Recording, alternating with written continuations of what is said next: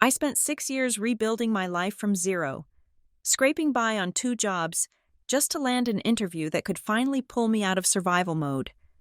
But 15 minutes before the most important video call of my career, my sister Mara didn't wish me luck. Instead, she shoved me into the hallway closet of our dead grandmother's house and turned the latch with a terrifying, practiced calm, in the dark. I realized this wasn't a prank. She was trying to erase me. The air in my late grandmother's house always smelled of lavender sachets and settling dust, a scent that used to mean comfort, but now smelled like obligation. I woke at 4 a.m, long before the alarm on my phone had a chance to ring. The darkness in the room felt heavy, pressing down on my chest, but for the first time in years, the weight felt manageable. It felt like anticipation. I sat up in the twin bed I had slept in as a teenager, the springs creaking a familiar protest. Today was the day. I was 33 years old, and I had spent the last 6 years clawing my way back from a hole I never dug. I had worked 2 jobs, one waiting tables at a diner that smelled permanently of burnt grease and another filing endless insurance claims for a temp agency. I had finished my certification online between shifts, studying until my eyes blurred and my head throbbed. I had eaten ramen and frozen vegetables more times than I could count.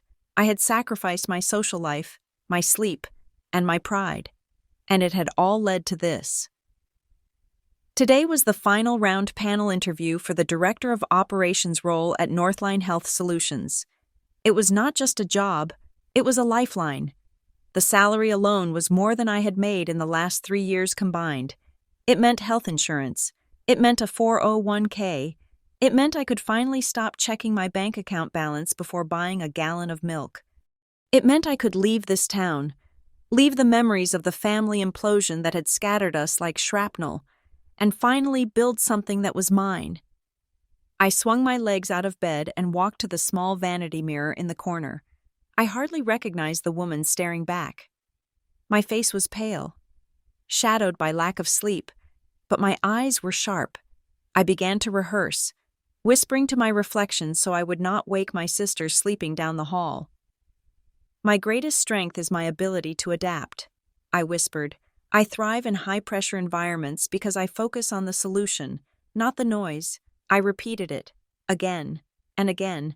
I needed the words to be muscle memory. I needed to believe them. The house was silent around me. We were in Briar Glen, Oregon, a town that felt like it was constantly under a layer of gray mist. We were only here to settle Grandma's estate, a process that was supposed to take 2 weeks and had somehow stretched into 2 months. My sister, Mara, and I were the only heirs. Mara. She was 4 years older than me, and usually, she would be asleep until noon. But as I finished my 3rd rehearsal of my answer regarding conflict resolution, I heard the floorboards creak in the hallway. A moment later, the door creaked open. Mara stood there in her silk robe, her hair wrapped in a towel. She looked effortless, even at this ungodly hour. That was Mara's gift. She could stand in the middle of a burning building and look like she was posing for a magazine cover.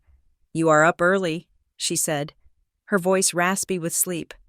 "Big day," I said, turning back to the mirror to fix a stray lock of hair.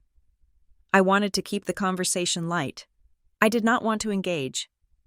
"Right, the interview." She stepped into the room and sat on the edge of the bed. She watched me with an expression I could not quite place. It was not pride. It was not quite envy. It was something cooler, detached. "We should get coffee," she said suddenly. "There is that place on Main Street that opens at 5. The one with the scones you like." I hesitated. "I have a lot of prep to do." "Mara, the interview is at 9. You have hours," she insisted. "Come on. Good luck coffee. Grandma would want us to be nice to each other today of all days." The mention of Grandma worked, as she knew it would. The guilt was still fresh, a raw wound that Mara knew exactly how to press. "Okay," I said. "Quick trip." 30 minutes later, we were in her car, driving through the empty streets of Briar Glen. The fog was thick, curling around the streetlights. Mara drove with one hand on the wheel, her other hand holding a cigarette she hadn't lit. So, she said, staring straight ahead, if you get this job, you are gone, right? Back to the city. That is the plan. I said carefully. The job is remote for the first month, but the headquarters are in Seattle. Right, Seattle. She was silent for a block. Then, the pivot came. I knew it was coming, but it still made my stomach tighten. It must be nice, she said, her voice light, conversational. To just be able to leave, to pack up a suitcase and drive away from everything. I gripped the door handle. Mara, please, not today. I am just saying, Lila, when Mom got sick, you were conveniently busy with school. When the business went under, you were finding yourself in California. And now that Grandma is gone, and the house is a mess of paperwork, you are looking for the first exit ramp. I did not leave to escape. I said, keeping my voice steady, I left because I had to. You know that. Do I? She finally glanced at me, her eyes dark. Or is that just the story you tell yourself to sleep at night? You have always been good at stories. Lila, you are the creative one, the dreamer. I am just the one who stays behind and cleans up the mess. I bit the inside of my cheek. I would not fight. I would not let her rattle me. I needed to be calm, professional, and director-level ready in 4 hours. Let us just get the coffee, I said. We got the coffee. It was bitter, burnt, and scalding hot, but I drank it anyway because it gave me something to do with my hands. The ride back was silent. Mara hummed along to the radio, seemingly unbothered by the tension radiating off me. When we got back to the house, the sun was just starting to bleed through the gray sky. It was 6 a.m. I had 3 hours. I went straight to the guest room to lay out my suit. I had hung it on the back of the door the night before. Steamed and perfect, a navy blue blazer, tailored slacks, a cream silk blouse. It was the most expensive thing I owned, bought on credit specifically for this moment. But when I walked in, the hook on the door was empty. My heart gave a strange, jagged thump. I spun around.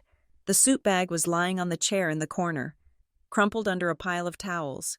I frowned, walking over to it. I distinctly remembered hanging it up. I was obsessive about it. I checked the blouse for wrinkles. It was fine, but the placement was wrong. Mara? I called out. Did you move my suit? I heard her voice from the kitchen, cheerful and distant. No, why would I touch your suit? I shook my head. Nerves. It was just nerves. I must have thrown the towels there and forgotten. I was stressed. My memory was playing tricks on me. I smoothed out the bag and hung it back up. I sat down at the small desk where I had organized my prep materials. I had printed out my resume, the job description, and 3 pages of notes on the company's recent quarterly earnings. I had stapled them together in the upper left corner. I picked up the stack. It felt thin. I flipped through the pages. Page 1, resume. Page 2, job description. Page 3 and 4 were gone. I froze. I shuffled the papers on the desk. I looked on the floor. I checked the trash can. Nothing. The notes on the quarterly earnings, the specific data points I had memorized to impress the CFO, were missing. Panic flared in my chest. Hot and sharp. I had spent 4 hours on those notes. Mara! I yelled, louder this time. She appeared in the doorway holding a mug of tea, looking the picture of innocence. What is it? You are shouting. My notes, I said, my voice rising. 2 pages are missing. Did you come in here? She took a sip of tea. Blowing on the steam. You are paranoid. Lila, I haven't been in here. You probably left them in the printer downstairs. I stared at her. I knew I had not. I had brought everything up last night. But looking at her calm face, a seed of doubt took root. Maybe I was losing it. Maybe the stress was fracturing my focus. I hurried past her, down the stairs to the study where the old laser printer sat. The tray was empty. I checked the floor. Nothing. I ran back upstairs, my breath coming in short gasps. I checked my phone to see the time. 6:30. I plugged my phone into the charger on the nightstand to ensure it was at 100%. The battery icon did not change. I jiggled the cord. Nothing. I pulled the cord out and looked at it. The plastic casing near the connector was chewed up, the wires exposed. This was not my charger. My charger was brand new, white and pristine. This was the old one, the one the cat had chewed on 3 years ago. I stood there, holding the broken wire, and the world tilted slightly. Suit moved, notes gone, charger swapped. 1 thing was an accident, 2 was a coincidence, 3 was a pattern. I turned slowly to face the open door. The hallway was empty, the house was silent. I needed to get out of here. I needed to grab my laptop, get in my car, and go to the library. I could not do this here. The energy was wrong, the sabotage, and it was sabotage. I could not deny it anymore, was palpable. I grabbed my suit bag. I reached for my laptop bag. Leela? Mara was standing in the hallway again. She was smiling now, a soft, sentimental smile that did not reach her eyes. Before you get in the shower, come here a second. I want to show you something. I do not have time. Mara, it will take 10 seconds, she said. It is something Grandma left for you. I found it in the attic yesterday. I forgot to give it to you. She beckoned me with a finger. I hesitated. Every instinct in my body was screaming at me to run, to leave, to lock myself in the bathroom. But the mention of Grandma halted me. If it was something from her. I stepped into the hallway. Mara was standing by the closet under the stairs, the narrow one where we used to hide during hide-and-seek when we were children. It was a deep, cedar-lined closet that smelled of mothballs and old coats.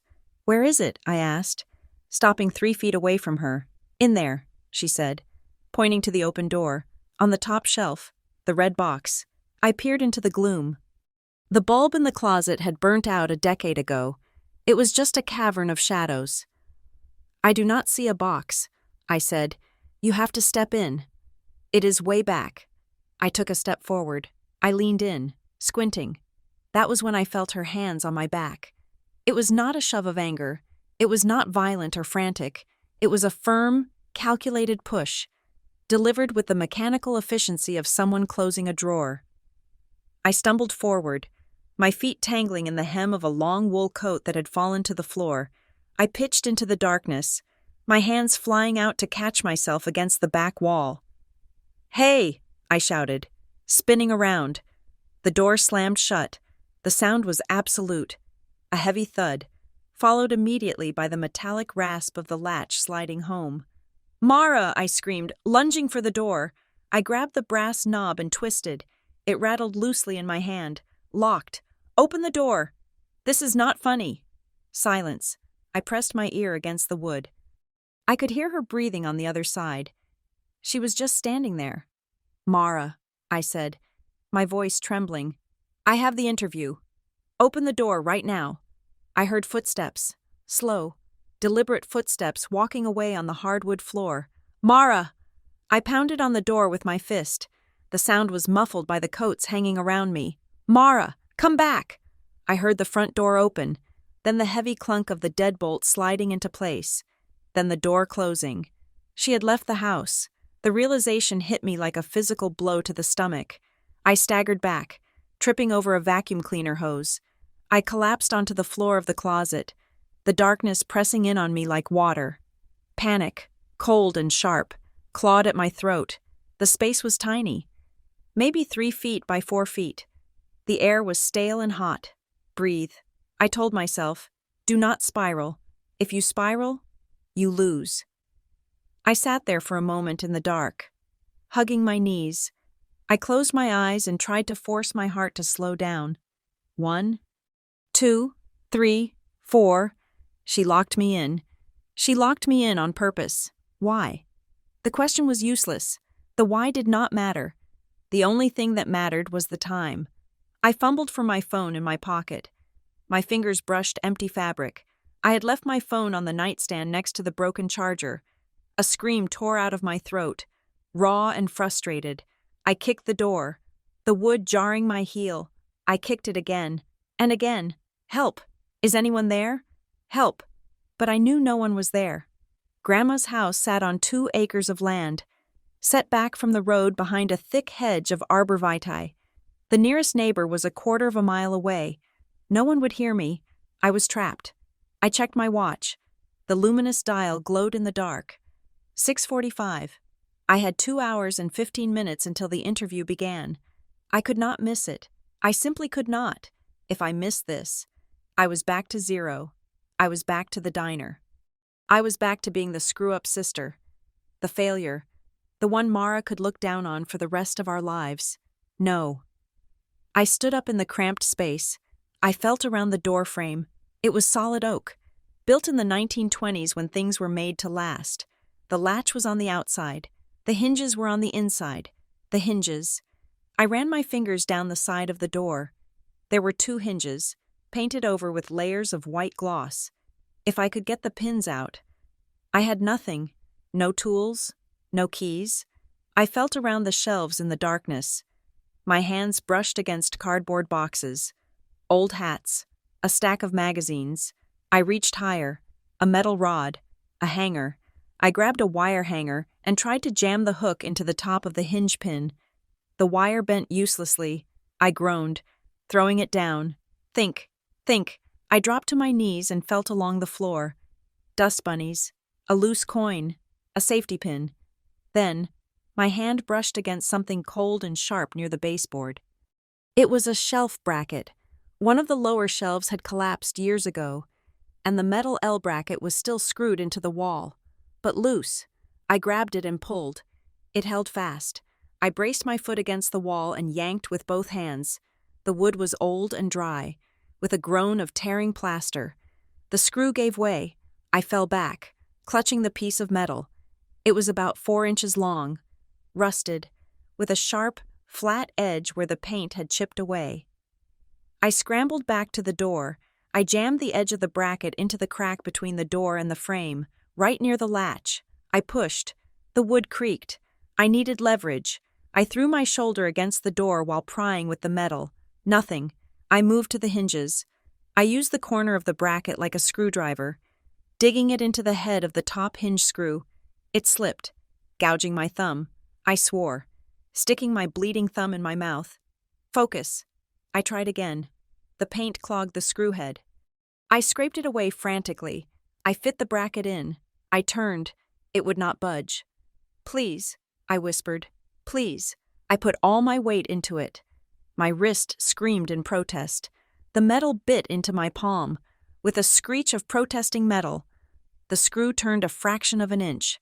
I worked at it, sweat pouring down my face in the stuffy darkness. Turn, reset, turn, reset. It took 10 minutes to get the first screw out, then the second, finally, the third. The top hinge swung loose. The door hung crookedly now, held only by the bottom hinge and the latch. I wedged the bracket into the gap at the top of the door and pulled. The wood bent. A sliver of light from the hallway cut through the darkness. I shoved my fingers into the gap. I pulled with everything I had. My nails dug into the wood.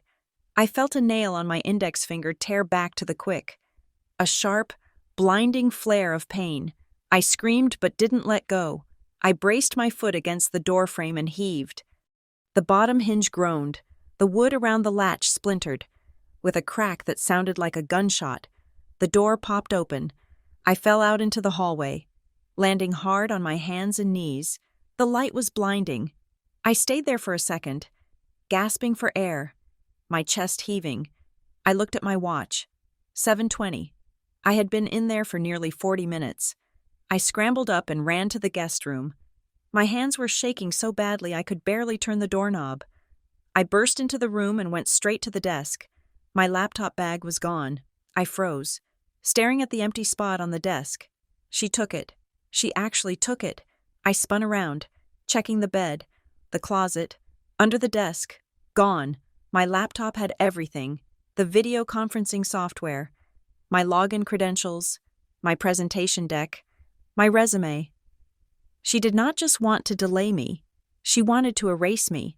She wanted me to have nothing to show, no way to connect, no voice. I looked at my phone. 7% battery. I had no computer, no notes, no suit. It was still in the bag. Presumably safe, but I had no time to change. I was wearing sweatpants and an old t-shirt covered in dust from the closet. My hair was a bird's nest. My wrist was bleeding. I could curl up in a ball and cry. That is what she wanted. She wanted me to call her, begging, so she could come home and save me and tell everyone how unstable I was. I grabbed my car keys from the dresser. Not today. Mara. I ran out of the house to my car, a beat-up sedan that had survived 3 cross-country moves. I threw myself into the driver's seat and turned the key. The engine sputtered, then caught. I reversed out of the driveway. Gravel spraying. The public library. It was the only place with computers and high-speed internet. It opened at 8 o'clock. I drove like a maniac. I took the corners too fast. My tires squealing. I watched the clock on the dashboard tick down. 7:30, 7:40. I arrived at the Briar Glen Public Library at 7:55. There was already a small line of people waiting outside the glass doors, mostly students and a few homeless men seeking warmth. I stood in line, bouncing on the balls of my feet, wiping the blood from my wrist onto my sweatpants. I tried to smooth my hair down with spit. I looked deranged. I knew I looked deranged. A woman in front of me clutched her purse tighter and stepped away. The doors unlocked at exactly 8 o'clock. I pushed past the slow walkers. I practically ran to the reference desk. The librarian, a woman named Mrs. Gable, who had been there since I was a child, looked up over her spectacles. Startled. "Lila?" she asked. "Lila Collins?" "Mrs. Gable?" I said, breathless. "I need a study room. The private one in the back. Now, please. It is an emergency."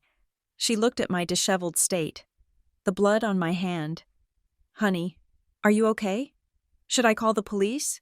"No, no police. I just need a computer with a webcam and a quiet room. Please, my life depends on it." She hesitated, then reached under the desk and handed me a key. "Room B. It is the last one. You have 2 hours." "Thank you," I gasped. I ran to room B. It was a glass-walled box with a single desk and a desktop computer. I slammed the door and locked it. I sat down and jiggled the mouse. The screen woke up. Login required. Library card number. I patted my pockets. I did not have my library card. I hadn't had a Briar Glen library card in 15 years. I closed my eyes. Think, Mara's card. We used to share one when we were kids because she always lost hers. The number was her birthday and the house number. I typed it in. Invalid. I swore. Okay, my old card. What was it? I remembered the pattern on the keypad. It was a shape, a diamond. I typed the numbers corresponding to the shape. Access granted. I let out a sob of relief. I opened the browser. I navigated to the video conference link I had memorized. Thank God I had forced myself to memorize the meeting ID last night. Enter meeting ID. I typed it in. Enter password. I froze. The password was in the email invitation. The email was on my phone. My phone was at 4% and struggling to load the mail app on the library's spotty Wi-Fi. Come on, come on. The little wheel spun. 3%. The email loaded. I squinted at the tiny text. Password. Northline 2026. I typed it in. The screen went black. Then a preview window appeared. I looked at myself. I looked like a disaster. My face was smudged with closet dirt. My t-shirt was wrinkled. I took a deep breath. I pulled my hair back into a severe bun, smoothing the flyaways as best I could. I wiped my face with the hem of my shirt. I buttoned the flannel shirt I had thrown on over my t-shirt right up to the neck. It wasn't a suit, but on camera, from the chest up. It might pass as casual creative. I checked the time. 8:58.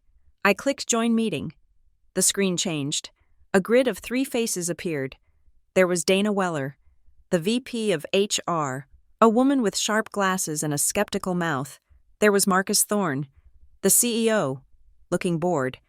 And there was a third man I didn't recognize. "Lila?" Dana said, her voice echoing slightly in the small room. "Good morning," I said. My voice was surprisingly steady. "Thank you for having me." There was a pause. They were looking at me. They were looking at the background, the cinder block wall of the study room. They were looking at my flannel shirt. "We were expecting you to be elsewhere," Marcus said. I had a technical issue at my home office. I lied smoothly. I relocated to a secure site to ensure our connection would be stable. I apologized for the change in setting. Dana exchanged a look with the unknown man. Well, she said, that is actually relevant to something we need to discuss before we begin the formal interview. If there are concerns about my reliability, I believe my presence here, despite significant technical obstacles this morning, speaks to my commitment. The silence stretched for 5 seconds. 5 seconds that felt like 5 years. Marcus, the CEO, leaned forward.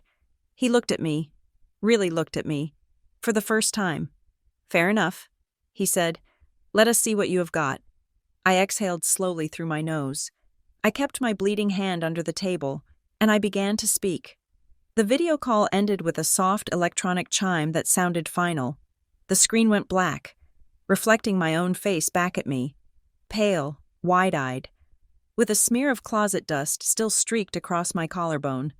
I sat there in the glass-walled study room of the library for a long time, my hands trembling in my lap, the adrenaline that had carried me through the interview, the chemical spike that had allowed me to answer questions about supply chain logistics while bleeding from the wrist, was draining away. In its place, a cold, gray numbness settled over me. I stood up on shaky legs. I felt hollowed out. I had done it. I had survived the interview, but the victory felt like ash in my mouth because I knew what was waiting for me back at the house. I walked out to the front desk to return the key. Mrs. Gable looked at me with deep concern, her eyes lingering on the makeshift bandage I had wrapped around my wrist using a paper towel and clear tape. "Are you all right, dear?" she asked. Her voice hushed. "I am fine," I said, though my voice sounded brittle. "Just a rough morning. Thank you for the room. You saved me." She hesitated, holding the key I had placed on the counter. "Lila, there was a call for you while you were in there. About 20 minutes ago." My stomach dropped. "Who was it?" "A woman," Mrs. Gable said. "She said she was your sister. She sounded very worried. She asked if you were here, and if you were, behaving normally." The air in the library seemed to vanish. "What did you tell her?" I asked. "I told her I could not give out information about patrons," Mrs. Gable said, straightening her spine. "But she was insistent. She said you had run off without your medication, and she was afraid you might cause a scene." I gripped the edge of the counter. The wood bit into my palms. Mara had not just locked me in a closet. She had tracked me down. She had called the one place she knew I would go, the place where I had spent my entire childhood hiding from our parents' arguments, and she had tried to plant a narrative of instability before I even walked out the door. "She is lying," I said quietly. "I do not take medication, Mrs. Gable. I never have." Mrs. Gable nodded slowly. "I know you. Lila, I watched you grow up reading in the stacks. I know you are steady. That is why I didn't put the call through to the room, but I thought you should know. Thank you," I whispered. I walked out into the parking lot. The Oregon mist had turned into a steady, depressing drizzle. I sat in my car and pulled out my phone. It was dead. I plugged it into the car charger and waited for the screen to flicker to life. One new voicemail. I pressed play, holding the phone to my ear with a hand that felt like it belonged to someone else. "Lila?" It was Mara's voice. Smooth, concerned, pitch perfect. "I noticed you took the car. I just wanted to make sure you didn't do anything rash. I know you were panicked about the interview, but running off like that? It worries me. Just come home. We can talk about whatever is going on in your head." I lowered the phone. Whatever is going on in your head. She was recording a paper trail. If anyone ever checked my phone, her voicemail would make her sound like the terrified. Loving sister dealing with a manic sibling. It was brilliant. It was evil. I drove back to the house in silence. The familiar streets of Briar Glen felt distorted, like a dream that had turned sour. I pulled into the driveway. Mara's car was parked perfectly straight. The house looked peaceful. The hydrangeas Grandma had planted 30 years ago bowing under the rain. I unlocked the front door and stepped inside. The house smelled of lemon polish and roasting chicken. It was disorienting. I expected the scene of a crime, but I walked into a domestic tableau. Mara was in the kitchen, wiping down the granite island. She looked up as I entered, her face composing itself into a mask of mild relief. "Oh, good," she said. "You are back." I was about to call the police. I stood in the doorway, water dripping from my hair onto the hardwood. The rage I felt was so hot, it was almost blinding. But I forced it down. I had to be colder than she was. If I screamed, I proved her right. If I threw something, I was the unstable one. "Why did you lock the door, Mara?" I asked. My voice was low, devoid of inflection. She stopped wiping. She looked at me with a furrowed brow, a perfect imitation of confusion. "Lock the door?" she repeated. "Lila, what are you talking about?" "The closet," I said. "You showed me the box. You shoved me in. You latched the door." She let out a short, incredulous laugh. "Shoved you? Leela, you walked in there to look for the box. I went to the kitchen to get a step stool because you said you couldn't reach it. When I came back, the door was stuck. I thought you had closed it yourself to look for something in the dark. I yelled for you, but you didn't answer." I stared at her. The lie was so audacious, so completely divorced from reality, that for a second, just a fraction of a second, my brain stuttered. Did that happen? No. I remembered the shove. I remembered the click. I heard the latch slide. "Mara, I heard you walk away. You were stressed," she said, her voice dropping to a soothing, patronizing register. "You have been spiraling about this interview for weeks, high stakes, returning to the scene of the trauma. It makes sense that your memory is a little fragmented. You probably pulled the door shut and the latch caught. It is an old house. She was doing it. She was rewriting history while the ink was still wet." "And the laptop?" I asked. "Where is my laptop?" She gestured vaguely toward the living room. "It is on the coffee table. You left it there last night. You were running around this morning looking for it, screaming that it was stolen. I told you it was right there." I walked into the living room. There, sitting on the center of the coffee table, was my laptop. I felt a chill run down my spine. It had not been there this morning. I had checked. I had turned that room upside down. She had moved it. She had hidden it. And while I was at the library, she had put it back. "See?" she called from the kitchen. "You are tired. Lila, you are working yourself into a state. Sit down." I made lunch. I did not sit down. I grabbed my laptop bag and shoved the computer inside. I needed to get away from her voice. I needed evidence. I walked back into the hallway. The closet door was open, swinging slightly on its broken hinge where I had forced it. The wood was splintered around the latch. Mara followed me, wiping her hands on a dish towel. "Look at that mess," she sighed. "Grandma would be heartbroken to see the woodwork damaged like that. I will have to call a carpenter." I ignored her.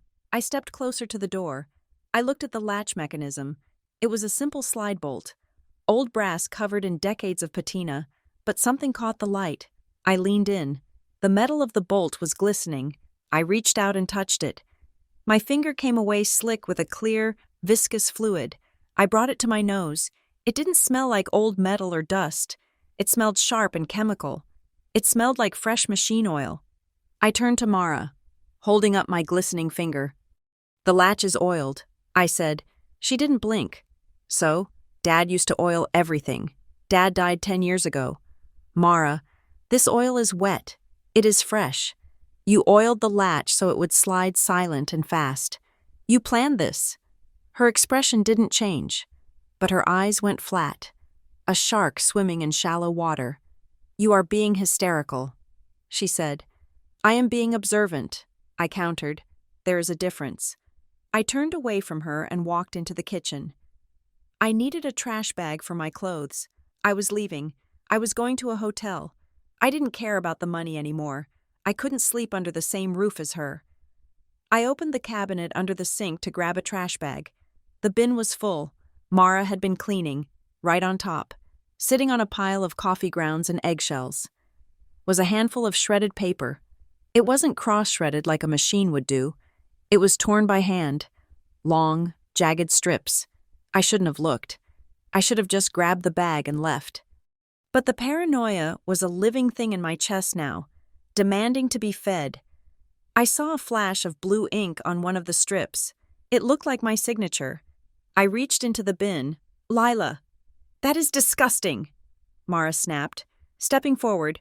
Leave the trash alone. I pulled out a handful of the wet, coffee-stained strips. I dumped them onto the counter, ignoring her protest. What are you doing? She demanded, her voice losing its calm veneer for the first time. I spread the wet paper out. It was like a jigsaw puzzle from hell. One strip had a logo, a stylized tree, the logo of Pacific Trust Bank. Another strip had a date, November 14th, 2025. Another had a name, Lila J. Collins, and another had a phrase, disclosure of personal line of credit. I felt the blood drain from my face. I looked at the pieces. November. That was 3 months ago. I hadn't lived in Oregon for 3 months. I hadn't banked with Pacific Trust since I was 22. I looked up at Mara. She was standing by the refrigerator, her arms crossed tight over her chest. She wasn't looking at me. She was looking at the window. What is this? I asked, pointing to the soggy confetti on the counter. It is junk mail, she said. They send pre-approved offers all the time. I tore it up so no one would steal your identity. I was protecting you. It has my signature on it. Mara, or something that looks like it. It is a sample, she said quickly. A facsimile. That is how they get you to sign up. I didn't believe her. The dread in my gut was heavy and absolute. I pulled my phone out of my pocket. My hands were shaking, but I dialed the number for Pacific Trust. I knew it by heart. It was the bank our parents had used. Lila, put the phone down, Mara said. Her voice had a warning edge to it now. Do not be dramatic. I held up a hand to silence her. The automated system picked up. I navigated the menu with clumsy thumbs. Press 3 for loan inquiries. I waited on hold for 2 minutes. Mara stood there the whole time, watching me. She didn't move to stop me, but the air around her vibrated with tension. A teller picked up. Pacific Trust. This is Brenda. How can I help you? Hi. I said, my name is Lila Collins. I am calling to check on a line of credit in my name. I gave her my social security number. I gave her my mother's maiden name. There was a pause. The clicking of a keyboard. Yes, Ms. Collins, Brenda said cheerfully. I see the account here, the personal advantage line. It looks like you are close to the limit, though you have a remaining balance of just $412 available out of the $25,000 limit. The kitchen tilted. $25,000? I repeated, my voice barely a whisper. Yes, ma'am. The last withdrawal was made yesterday at the ATM on 4th Street for $500. I closed my eyes. When was this account opened? I asked. November 14th, Brenda said. And the mailing address? It is listed as, let me see, 442 Briar Lane, Grandma's house. Thank you, I said. I hung up. I looked at Mara. She wasn't looking at the window anymore. She was looking at me, and the mask was gone. There was no confusion, no concern, just a cold, hard defiance. You opened a line of credit in my name, I said, $25,000. She didn't deny it. She didn't gasp. She just shrugged. A small, tight movement of her shoulders. It was necessary. She said, necessary? I felt like I was screaming, but my voice was a whisper. You stole my identity. You committed fraud. I saved the house, she hissed, stepping toward me. The taxes were overdue. Lila, Grandma hadn't paid them in 2 years. The roof was leaking into the attic. The boiler died in October. Where do you think the money came from to fix it? You certainly didn't send any. I didn't have any. I was working 2 jobs. Exily, she shouted. You were off playing career woman, pretending you were too good for this place, while I was here watching Grandma fade away. I was here dealing with the leaks and the bills and the caretakers. I needed money to keep this place standing so we would have something to inherit. So you stole it from me? I borrowed it, she said. It is a line of credit. It is temporary. I was going to pay it off as soon as the house sold. You wouldn't have even known, but the house hasn't sold. Mara, and you maxed it out. It went faster than I thought, she snapped. Funerals are expensive. Lawyers are expensive. You used my name, I said, staring at her as if she were a stranger. You forged my signature. I did it for the family, she said, her voice dropping, becoming pleading. I did it for us. If I hadn't paid those taxes, the county would have put a lien on the house. We would have lost everything. You benefited from this. Lila, you are sleeping in a warm room because of me. You are showering with hot water because of me. Logic, twisted, sick, pretzel logic. She had committed a felony, and she was framing it as an act of martyrdom. And the closet? I asked. Why lock me in? She looked away. You were going to leave. You kept talking about this job, about Seattle. If you got the job, you would leave, and you would stop caring about the estate. I needed you to stay. I needed time. To what? To hide the fraud? To fix it, she cried. I just needed a few more weeks. I have a buyer interested in the lot next door. If that goes through, I can pay off the loan. But you are always rushing. You always want to run away. She reached out, trying to touch my arm. Her hand was warm, clammy. Grandma would want us to stick together, she whispered. She would want us to protect the family name. If you go to the police, Lila, you are dragging her name through the mud too. This is her house, her legacy. I pulled my arm back as if I had been burned. Do not bring her into this, I said. Grandma would be horrified. Mara's face hardened. Grandma knew I did what had to be done. I backed away from her. The kitchen felt suffocating. I needed air. I needed legal advice. I am going out, I said. Lila, wait. I grabbed my keys and walked out the door. I didn't look back. I drove to a parking lot overlooking the river and sat there for 10 minutes, just breathing. My hands were shaking so hard I couldn't hold the steering wheel. Identity theft. $25,000. If this came up in a background check, and it would, I was dead. Northline was a financial logistics company. They dealt with sensitive data. If their director of operations had a maxed-out secret line of credit and a history of erratic behavior, the offer would be rescinded before the ink was dry. She knew that. She knew exactly what she was doing. I picked up my phone and called Glenna Park, the estate attorney. It was Saturday, but I had her cell number. She picked up on the third ring. Lila? Is everything okay? No, I said. Glenna, I need to ask you something, and I need you to be honest with me. Go ahead. Has Mara said anything to you about excluding me? There was a silence on the line, a long, heavy silence that told me everything I needed to know. Lila, Glenna said carefully, I cannot discuss all the details of my conversations with your sister due to client privilege, but since you are both executors... She sighed. Mara has inquired about the process of removing a beneficiary for non-participation. Glenna said, she has suggested that you have been absent for the estate settlement process and that perhaps an arrangement could be made where you accept a buyout. A very small buyout. How small? Essentially nothing, Glenna said. She claims there are debts against the estate that she has covered personally, and that your share should be reduced to reimburse her. I laughed. A harsh barking sound.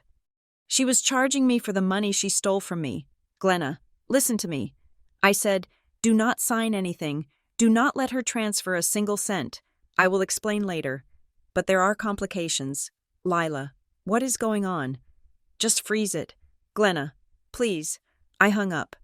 I started the car and drove to the local branch of the credit union where I did my personal banking. It wasn't Pacific Trust, thank God, but I needed to lock everything down.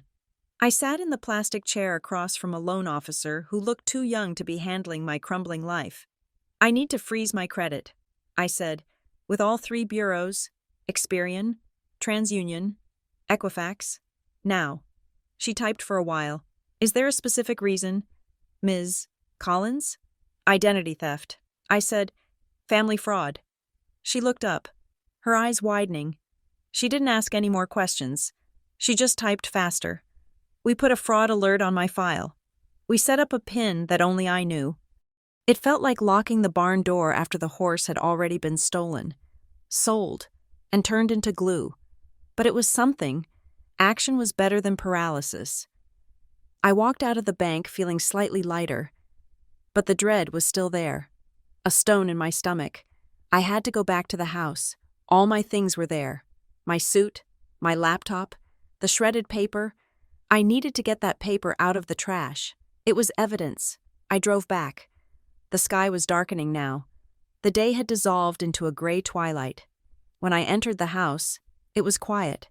Mara's car was still there, but she wasn't in the kitchen. I went straight to my room. I stopped in the doorway. My suitcase, which I had left zipped and standing by the closet, was lying open on the bed.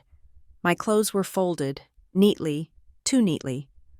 I walked over to the bed. My interview notes, the ones that had been missing pages this morning, were stacked in a perfect pile on top of my sweater. I flipped through them. Page 3 and 4 were there. They had reappeared. I felt a surge of nausea. She had come in here while I was gone. She had gone through my things. She had put the missing pages back, gaslighting me even further. If I accused her now, she would say, "They were there the whole time.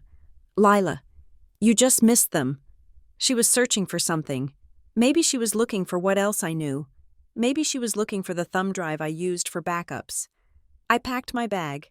I threw my clothes in, not caring about wrinkles. I grabbed the stack of notes. I grabbed my laptop. I was leaving. I would sleep in my car if I had to. I was zipping up the bag when my phone chimed. An email notification. I froze. It was from Northline Health Solutions. The subject line read, "Follow-up regarding your candidacy." My heart hammered against my ribs. I sat down on the edge of the bed and opened it. "Dear Ms. Collins, thank you for your time earlier today. The panel was impressed with your crisis management skills during the interview. However, following our conversation, we have identified some inconsistencies in the documentation regarding your employment history and current residence. Additionally, a secondary reference has contacted us with information that conflicts with your stated background. We would like to schedule a brief call on Monday to clarify these points before proceeding to the final offer stage. Sincerely, Dana Weller." I dropped the phone onto the mattress.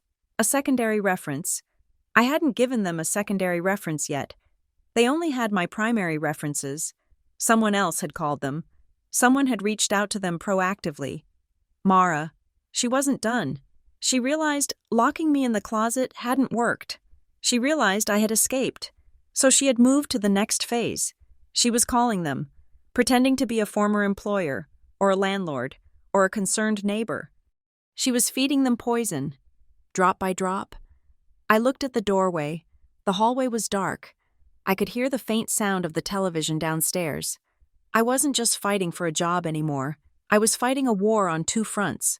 One against a sister who knew my every weakness, and one against a corporate system that was designed to reject risk. And right now, I looked like a massive risk. I stood up. I wasn't leaving. If I left, she won. If I left, she had free reign of the house. The documents, the mail, she could shred everything. She could burn the evidence. I had to stay. I had to live in the belly of the beast. I unpacked my suitcase. I put my clothes back in the drawers. I hid my laptop under the mattress. Then I went to the door of my room. I didn't have a lock on my bedroom door. It was an old house with skeleton key locks and no keys. I grabbed the heavy oak chair from the desk and wedged it under the doorknob. It was crude. It was childish, but it was a barrier. I lay down on the bed, staring at the ceiling. The darkness of the room felt different than the darkness of the closet. The closet had been terrifying because it was sudden. This darkness was terrifying because it was familiar. I closed my eyes, but I didn't sleep. I listened to the house breathe. I listened for footsteps, and I formulated a plan. Mara thought she could unbuild my story. She thought she could rewrite me as the crazy, irresponsible little sister. But she had forgotten one thing. I wrote stories for a living. In my head. At least, I knew how narratives worked. I knew that every villain had a fatal flaw. Mara's flaw was arrogance. She thought she was smarter than everyone else. She thought she could oil a latch and claim it was an accident. She thought she could forge a signature and call it a loan. She was sloppy, and I was going to prove it. I rolled over and pulled my phone close, typing a reply to Dana Weller. Dear Dana, I am available Monday at 8 a.m. I look forward to clearing up any confusion. I have full documentation to support my background. Best, Lila. I hit send, then I lay there in the dark, listening to the rain hit the roof, and waited for my sister to make her next move. The law office of Glenna Park was stuck in 1995. It smelled of vanilla pipe tobacco, though no one smoked in there anymore, and the carpet was a deep, unforgiving maroon. I sat in a leather chair that wheezed every time I shifted my weight. My hands clasped tight in my lap. Monday morning, the sun was trying to burn through the Oregon gray outside, but in here, under the fluorescent lights, it felt like an interrogation room. Glenna sat across from me behind a desk that looked like a fortress of mahogany. She was a small woman with steel gray hair cut in a sharp bob and glasses that hung on a chain around her neck. She had been my grandmother's attorney for 30 years. She knew where the bodies were buried because she had usually drafted the paperwork for the plots. You look tired. Lila, she said, not unkindly. I am fine. I lied. Just the stress of the interview process. And the estate? Glenna adjusted her glasses and opened a thick file folder. Paper rustled, dry and loud in the quiet room. We need to clarify the assets, she said. I had a conversation with Mara on Friday that concerned me. As I mentioned on the phone, she is under the impression that the estate is insolvent and that liquidating your share is the only way to cover debts. Is it insolvent? I asked. Glenna looked up over her rims. Your grandmother owned the house outright. She had a modest but healthy portfolio of municipal bonds, and she had a life insurance policy that covered the funeral expenses with plenty to spare. There are no debts, Lila. At least, none that your grandmother created. I felt a cold knot tighten in my stomach. Mara, the loan. But that is not why I asked you here specifically. Glenna continued.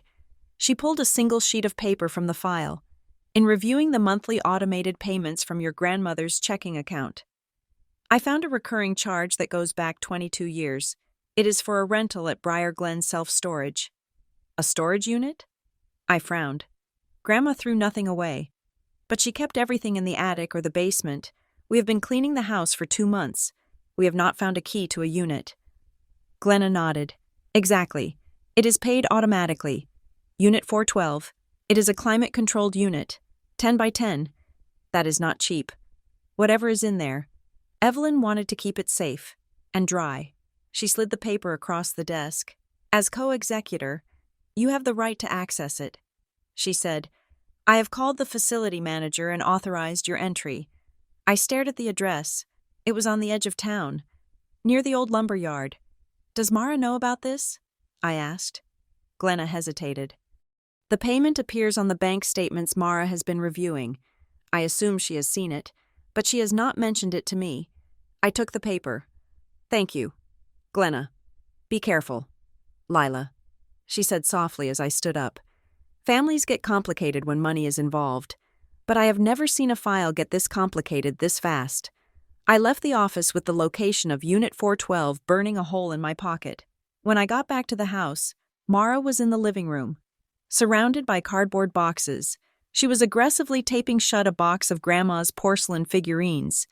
The sound of the tape gun, zzz, snap, was sharp and violent.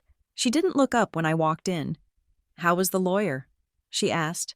Enlightening, I said. I stayed near the doorway. I didn't want to get too close. The air around her felt charged, like a storm front moving in. Did she tell you how much debt we are in? Mara asked, ripping another strip of tape. Did she explain that selling your share is the only way to save the property? She actually said the opposite. I said, she said the house is paid for. She said the bonds are healthy. Mara scoffed. Glenna is old.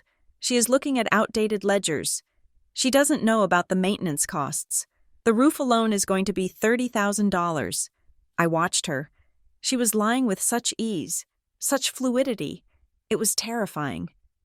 She also mentioned a storage unit. I said, Mara's hand froze mid-tape. For a second, the only sound was the rain tapping against the window pane. Then, she resumed taping, but the motion was jerky.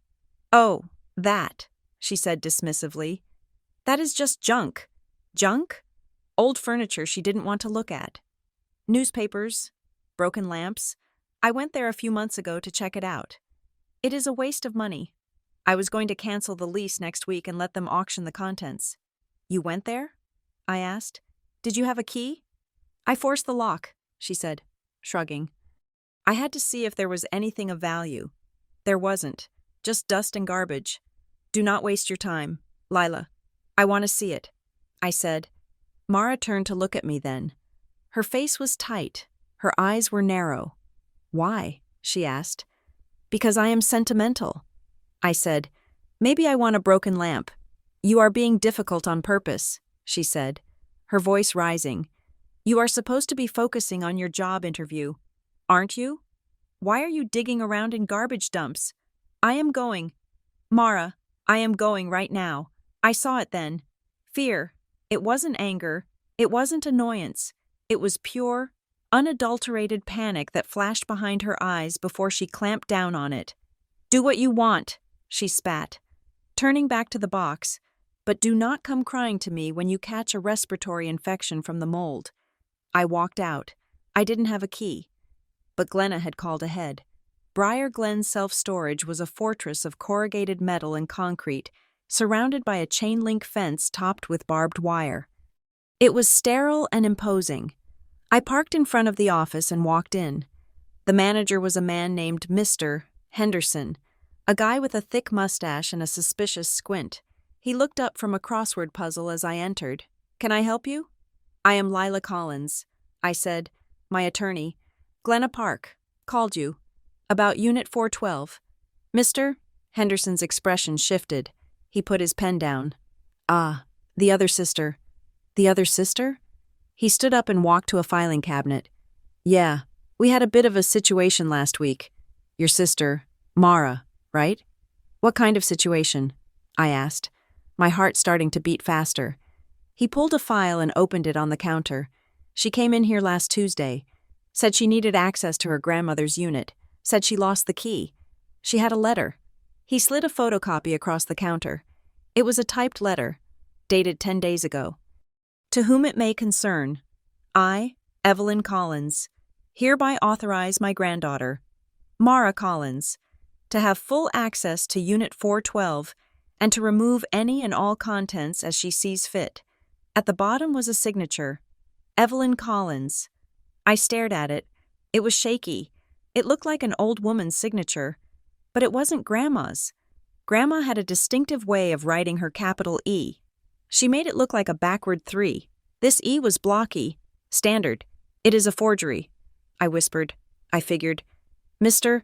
Henderson said. He crossed his arms. See? Your grandmother came in here once a year like clockwork to pay the bill in advance. We chatted. I knew her signature, and I knew she had been in the hospital for 2 weeks prior to the date on this letter. He tapped the paper. I told your sister I couldn't let her in without a court order or the original key. She got spirited. Spirited? She threatened to sue me, said I was stealing her inheritance. She made a scene. But I didn't budge. I kept this copy for my records in case she came back with a bolt cutter. I looked at Mr. Henderson with immense gratitude. Thank you. I said, you have no idea how important that is. He grabbed a ring of keys from the wall. Well, Ms. Park sent over the executor paperwork this morning. Everything checks out. I can cut the lock for you. We walked down the long, echoing concrete corridor. The air was cool and smelled of dry cardboard. Unit 412 was halfway down the hall. The door was a roll-up metal sheet, painted a peeling orange. Mr. Henderson used a grinder to cut the padlock. Sparks flew, smelling of ozone. He slid the bolt back and lifted the door. It rattled up into the ceiling. I stepped inside, bracing myself for the junk and garbage Mara had described. The unit was pristine. There were no broken lamps, no piles of newspapers, no mold. Instead, there were shelves lining the walls. industrial metal shelving that looked like it belonged in a library archive. And on the shelves were bankers' boxes, white, clean, and meticulously labeled in Grandma's distinct, beautiful cursive. Tax returns. 1990 to 1995. Tax returns. 1996 to 2000. Property deeds. Medical records. Business ledgers. Collins Hardware. It was a life. It was 50 years of a life, catalogued and preserved. I walked slowly down the center aisle. My fingertips brushed the cardboard, at the very back of the unit. On a small wooden table sat a single metal lockbox, and on top of the lockbox was a thick manila envelope. Written on the front of the envelope, in thick black marker, were the words, "Lila Collins, only if you need the truth." I felt the breath leave my lungs. "Mr." Henderson cleared his throat from the doorway. "I will be in the office if you need anything." He left me alone with the ghosts. I picked up the envelope. It was sealed with heavy packing tape. I tore it open, my hands shaking so badly I almost ripped the paper inside. I pulled out a letter. It was handwritten on Grandma's personal stationery, the paper cream-colored and heavy. "My dearest Lila, if you are reading this, I am gone, and things have become difficult. I prayed they wouldn't. I prayed that Mara would find her way, that she would stop looking for shortcuts. But I am an old woman, and I have learned that hope is not a strategy. I love your sister, but I know her. She believes the world owes her something. She believes I owe her something because she stayed in Briar Glen while you left. But she didn't stay to care for me. Lila, she stayed because she was afraid to leave. Over the last 10 years, Mara has asked me for money 43 times. I have given it to her. For car repairs that never happened. For business ideas that never started. For debts she wouldn't explain. I kept a record, not to punish her, but to protect you. I know that when I die, she will try to take what is left. She will try to tell you that there is nothing, or that she deserves it all. She will try to solve her own mistakes by taking your future. Do not let her. In the lockbox, you will find a thumb drive. It contains scanned copies of every check I ever wrote her, every loan agreement she signed and ignored, and a timeline of her withdrawals. It also contains a notarized statement I signed 3 years ago, explicitly stating that if there is any dispute, you are to be the sole decision-maker for the estate. I locked this away because I didn't want to cause a war while I was alive. I was too tired to fight her. Lila, I am sorry for that cowardice. I left the fight to you. Forgive me. Love, Grandma. I stood there in the cold storage unit, tears streaming down my face. I pressed the letter to my chest. She knew. She had seen it all. The gaslighting, the manipulation, the greed. She hadn't been a senile old woman being taken advantage of. She had been a mother watching her child drown and trying to keep the other one dry. I opened the metal lockbox. The key was taped to the letter. Inside was a silver thumb drive and a stack of physical papers. I flipped through them. Loan agreement, $15,000. Date, June 2021. Purpose, business startup. Status, unpaid. Loan agreement, $8,000. Date, February 2023. Purpose, credit card payoff. Status, unpaid. There were dozens of them, totaling nearly $200,000 over a decade, and there it was at the bottom, the notarized affidavit. I, Evelyn Collins, being of sound mind, hereby declare that due to a pattern of financial irregularity concerning my granddaughter, Mara Collins, I designate my granddaughter, Lila Collins, as the primary executor with veto power over all asset distribution. It was a smoking gun. It was a nuclear bomb. I put the papers and the drive into my bag. I felt heavy, weighted down by the truth, but I also felt armed. I drove back to the house. The rain had stopped, leaving the world slick and shiny. I parked on the street, 2 houses down. I wanted to walk in quietly. I unlocked the front door and eased it open. The house was silent. Mara wasn't in the living room. I crept toward the kitchen. I could hear her voice. She was on the phone. I stopped in the hallway. pressing myself against the wall. She had it on speakerphone. She was chopping vegetables again, the rhythm of her stress. "So you understand the context," Mara was saying, her voice smooth, professional, concerned. "I am not just her sister. I was her legal guardian for a period after our parents passed. Lila is brilliant, truly, but she has a history of unstable outbursts when she is under pressure." My blood ran cold. A man's voice crackled over the speaker. "Is there any documentation of these incidents?" He sounded official, corporate. "We tried to keep it out of the official records," Mara said, sounding pained, to protect her future. But there were incidents at her last job. Screaming matches, paranoia. She tends to invent conspiracies when she feels threatened. I would hate for her to get into a leadership role at Cascade Staffing and then have a breakdown. It would be devastating for her. Cascade Staffing Partners. I frowned. That wasn't Northline. That wasn't the company I was interviewing with. Then I realized she wasn't talking to my recruiter. She was seeding the ground. She was calling other major agencies in the region. She was blacklisting me preemptively, just in case Northline fell through.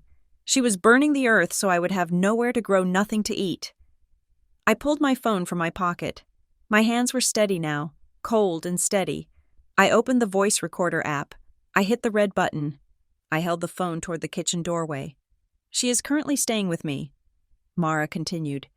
"And frankly, I am worried. Just this morning, she accused me of locking her in a closet. It was a delusion. Complete psychosis. If you do consider her, I would strongly recommend a psychological evaluation as a condition of employment. I recorded 10 seconds, 20 seconds. Thank you for your candor." "Ms. Collins," the man said, "we will keep this on file." They hung up. I stopped recording. I didn't storm in. I didn't scream.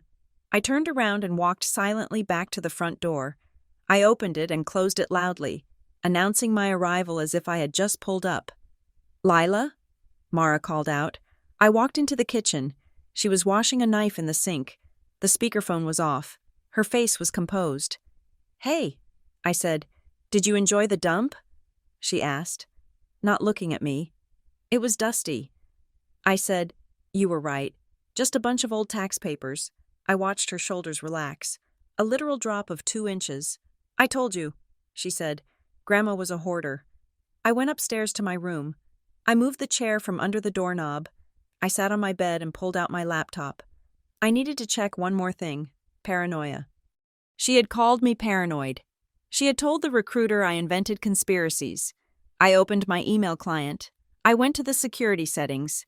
View login history. The list populated.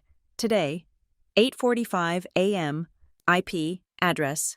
Library today, 6:30 a.m., IP, address, home. That was me, checking for the interview link before the closet. I scrolled down. Yesterday, 11 p.m., IP, address, home yesterday. 4 p.m., IP, address, home Friday. 2 a.m., IP, address, home. I hadn't been awake at 2 a.m. on Friday. I scrolled back further. January 10th. IP, address, home December 15th. IP, address, home December. I hadn't even arrived in Briar Glen in December. I was still in my apartment in Portland, but someone at this house, someone on this Wi-Fi network, had been logging into my email for months. She had my password. Maybe she had guessed it. Maybe she had seen me type it in years ago. She had been reading my emails, my job applications, my correspondence with Glenna, my rejection letters, my hopes, my fears. She had been watching me live my life, silently, from the dark, waiting for the moment to step in and dismantle it. I closed the laptop. The room felt too small. The house felt like a throat closing around me. I grabbed my keys. I didn't say goodbye. I drove. I drove out of Briar Glen, past the storage unit, past the edge of town where the strip malls gave way to Douglas firs. I drove up the winding road to the Vista Point overlook. It was a gravel turnout high above the river valley. We used to come here in high school to drink warm beer and dream about getting out. I parked the car and killed the engine. The valley was spread out below me, a quilt of gray and green. The river was a silver vein cutting through the earth. I gripped the steering wheel. I gripped it until my knuckles turned white, until the leather creaked under my palms. I had always thought Mara was just mean. I thought she was jealous. I thought she was a bitter older sister who resented me for leaving. But this wasn't resentment. This was annihilation. She had stolen my money. She had stolen my credit. She had stolen my privacy. She had tried to steal my sanity. And now she was trying to steal my future. She had looked at my life and decided it was hers to edit. She was the author, and I was just a character she could write out of the script. A sob ripped through my chest. It was jagged and ugly. I screamed. I screamed until my throat burned. I screamed at the windshield, at the gray sky, at the river. I screamed for Grandma, who had died afraid of her own granddaughter. I screamed for the 33-year-old woman who had eaten ramen for dinner for 6 years, just to get locked in a closet. I cried until I was empty, until there were no more tears, just a dry, heaving ache in my ribs. Then, silence returned to the car. I wiped my face with my sleeve. I looked at my reflection in the rearview mirror. My eyes were red, my face was blotchy, but the fear was gone. The grief was still there, heavy and cold, but the panic had evaporated. She wanted to write my story? Fine, but she forgot that I was the writer in the family. She forgot that I knew how to structure a narrative. I reached into my bag and touched the cool metal of the thumb drive. Every story has a climax. Every villain has a downfall. I started the car. I wasn't going to run. I wasn't going to hide. I was going to go back down that mountain, and I was going to finish the story. And this time, I held the pen. Monday morning arrived with the subtlety of a gavel strike. The gray light of the Pacific Northwest filtered through my bedroom curtains, illuminating the barricade I had constructed the night before. The heavy oak chair wedged firmly under the doorknob. I stared at it for a long moment, letting the absurdity of my life sink in. I was 33 years old, a professional with a decade of experience in high-level logistics, and I was barricaded in my childhood bedroom like a survivor in a zombie movie. My phone buzzed on the nightstand. It was 7:45. The call with Northline Health Solutions was scheduled for 8 o'clock. This was not an interview. The invite was titled, Compliance Review, Candidacy Documentation. It sounded sterile, bureaucratic, and threatening. It was the corporate equivalent of being pulled into a side room by airport security. I dressed in the bathroom down the hall, listening for the sound of Mara's footsteps.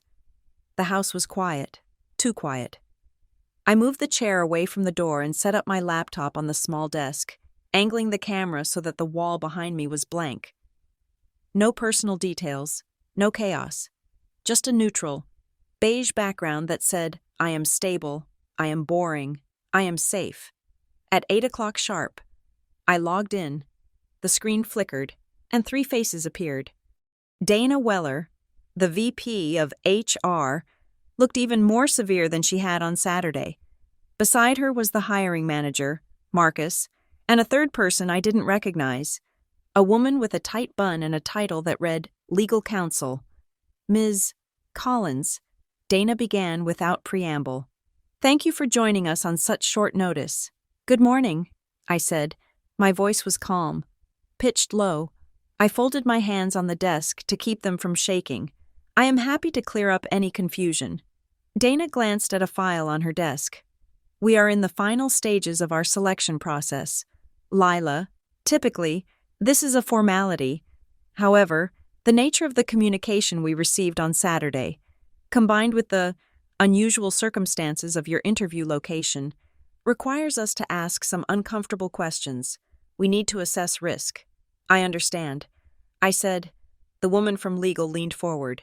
We received a claim that you are currently involved in a domestic dispute that has required police intervention. Is this true? No, I said firmly. There has been no police intervention. The claim also states that you have a history of concealing personal volatility that affects your professional judgment. I looked directly into the camera lens. I imagined I was looking Mara in the eye. That is a fabrication. I said, I have a 10-year employment history that speaks for itself. My references, whom you have already contacted, will attest to my stability and my ability to handle pressure." Dana tapped her pen on the desk. The tapping sound was amplified by her microphone, a rhythmic thud, thud, thud that felt like a countdown. "Lila," she said softly, "we are a logistics company dealing with sensitive medical supply chains. We cannot afford drama. If there is a chaotic element in your personal life that is going to bleed into your work, we need to know now." I took a breath. This was the moment. I could cry. I could tell them my sister was a sociopath who had stolen my identity. I could unleash the floodgates of my victimhood, but I knew corporate America. They didn't want victims. They wanted problem solvers. If I presented myself as a victim, I was a liability. If I presented myself as a manager of a crisis, I was an asset. I experienced a targeted interference attempt on Saturday morning. I chose my words with surgical precision. It was designed to prevent me from attending the interview. I navigated around it by relocating to a secure site, the public library, and accessing the meeting using backup protocols. Dana's eyebrows went up. Targeted interference? I swiveled my laptop slightly to pick up a piece of paper I had printed out yesterday at the library. This is a signed statement from the head librarian at the Briar Glen Public Library, confirming my arrival at 7:55 in the morning and my reservation of a private study room. It establishes that I was not in a domestic crisis, but rather seeking a quiet environment to conduct business. I held the paper up to the camera. The red stamp of the library was clearly visible. I continued, "Regarding the anonymous email you received, I have reviewed the login history of my personal accounts. I have identified a pattern of unauthorized access from a specific IP address that coincides with the timing of that email. This is not a random occurrence. It is a calculated attempt to damage my reputation." The legal counsel narrowed her eyes. "Who is doing this? Ms. Collins?" The question hung in the air. "Who?" If I said my sister, I sounded like a child tattling. My sister is mean to me. It diminished the gravity of the crime. It made it a family squabble. Dana leaned in. "Do you have any reason to believe someone close to you is interfering?" I hesitated. The silence stretched for 3 seconds. In those 3 seconds, I weighed the cost of the truth. If I admitted it was family, they would worry about nepotism, about drama, about me needing time off to deal with personal issues. I have reason to believe that a third party with access to my personal data is attempting to leverage that information. I said, "I did not say sister. I stripped Mara of her humanity and turned her into a security threat. I am currently taking legal steps to secure my data and resolve the issue. It will not impact my ability to perform the duties of Director of Operations." Dana looked at Marcus. Marcus looked at the legal counsel. "You mentioned legal steps?" the lawyer asked. "I am working with an attorney to document the interference." I said, "I also have audio evidence of a phone call made to another agency that follows the same script as the email you received. I am happy to provide that if necessary to prove a pattern of harassment. I didn't offer to play it. I offered to provide it. It showed restraint. It showed I treated evidence as a tool, not a weapon." Dana stopped tapping her pen. She looked at me for a long time. I held her gaze. I didn't fidget. I didn't plead. "Okay," Dana said finally. "Send us the librarian's statement, and keep the audio file on hand. But do not send it yet. We will verify your primary references again." "Is there anything else?" I asked. "Not for now," Dana said. "We will be in touch." The screen went black. I slumped back in my chair. Exhaling a breath I felt like I had been holding for 20 minutes. My shirt was damp with sweat. I had survived the Inquisition. But I hadn't won. I had just bought time. I walked downstairs. The house was empty. Mara's car was gone. I made a pot of coffee, my hands moving mechanically, while the coffee brewed. I called Glenna Park. "Lila," Glenna said, picking up on the first ring. "I was just about to call you." "What is it?" I asked. The tone of her voice made my stomach tighten. "I received a filing this morning," she said. "Through the electronic court system, Mara has registered a new entity called Collins Home Services, LLC. Okay, I said. She mentioned she wanted to start a business years ago. She didn't just register it, Lila. She filed a motion with the probate court requesting an emergency disbursement of estate funds. She is claiming that the estate requires immediate management services to prevent asset depreciation, repairs, security, maintenance. She wants to transfer $40,000 from your grandmother's cash accounts into a holding account controlled by this new LLC. $40,000. That was almost all the liquid cash in the estate. On what grounds? I asked. Administrative convenience, Glenna said, her voice dripping with professional disdain. She claims the current executor structure, meaning the two of you requiring dual signatures, is too slow to handle emergencies. She wants unilateral control of the funds to quote-unquote save the house. She is trying to drain the accounts. I said, yes, Glenna said, she is, and because she is a co-executor, she has a veneer of authority. I have already filed an objection. Lila, I flagged it as a conflict of interest, but the fact that she tried this, it shows she is desperate. She needs cash, and she needs it now. Why? I asked. Why is she so desperate? She has the house. She has free rent. I do not know, Glenna said. But people do not commit fraud for fun. They do it because they are drowning. I hung up the phone. Drowning. I took my coffee upstairs and pulled the thumb drive I had retrieved from the storage unit out of my pocket. I plugged it into my laptop. I opened the file labeled Timeline of Payments. Grandma had been meticulous. It was a spreadsheet. Date, amount, purpose, August 2023, $3,000, car note. December 2023, $5,000, credit card debt, March 2024, $2,000. Business license. I opened a second window on my browser. The notes I had taken from my conversation with the Pacific Trust bank teller regarding the fraudulent loan in my name. November 14th, 2025. Account opened. November 20th, 2025. Withdrawal. $6,000. December 1st, 2025. Withdrawal. $4,000. I looked at the dates. Grandma had died on October 31st. The payments from Grandma stopped in October. The timeline of payments ended. 2 weeks later, Mara opened the loan in my name. And then I saw it. I cross-referenced the withdrawals from my fraudulent loan with public court records for Briar Glen County, something I knew how to search for from my days checking vendor backgrounds. On November 21st, a judgment against Mara Collins for an unpaid customized catering van was marked as satisfied.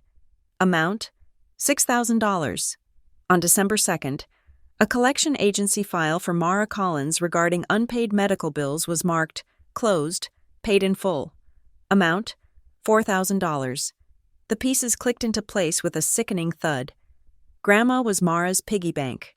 For years, Grandma had been quietly paying off Mara's disasters to keep her out of court, to keep the family name clean. When Grandma died, the money tap turned off, but the debts didn't stop.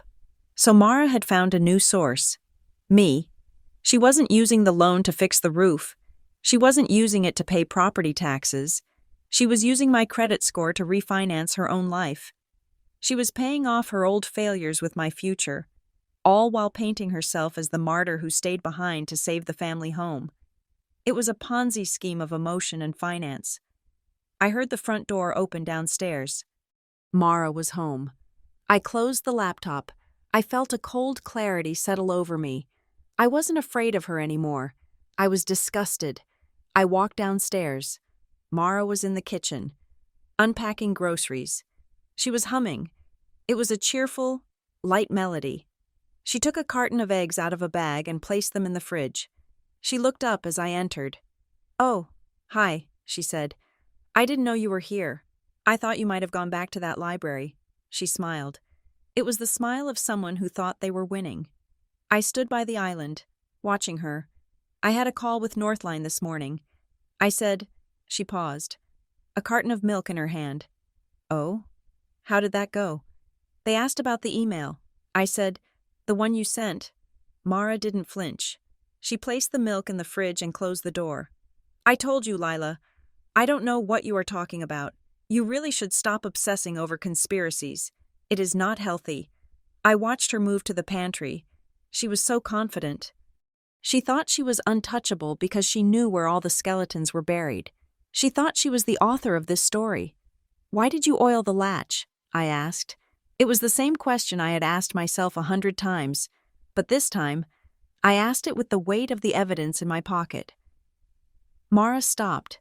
She had her back to me. She stood there for a long moment, staring into the depths of the pantry. Then, she turned around.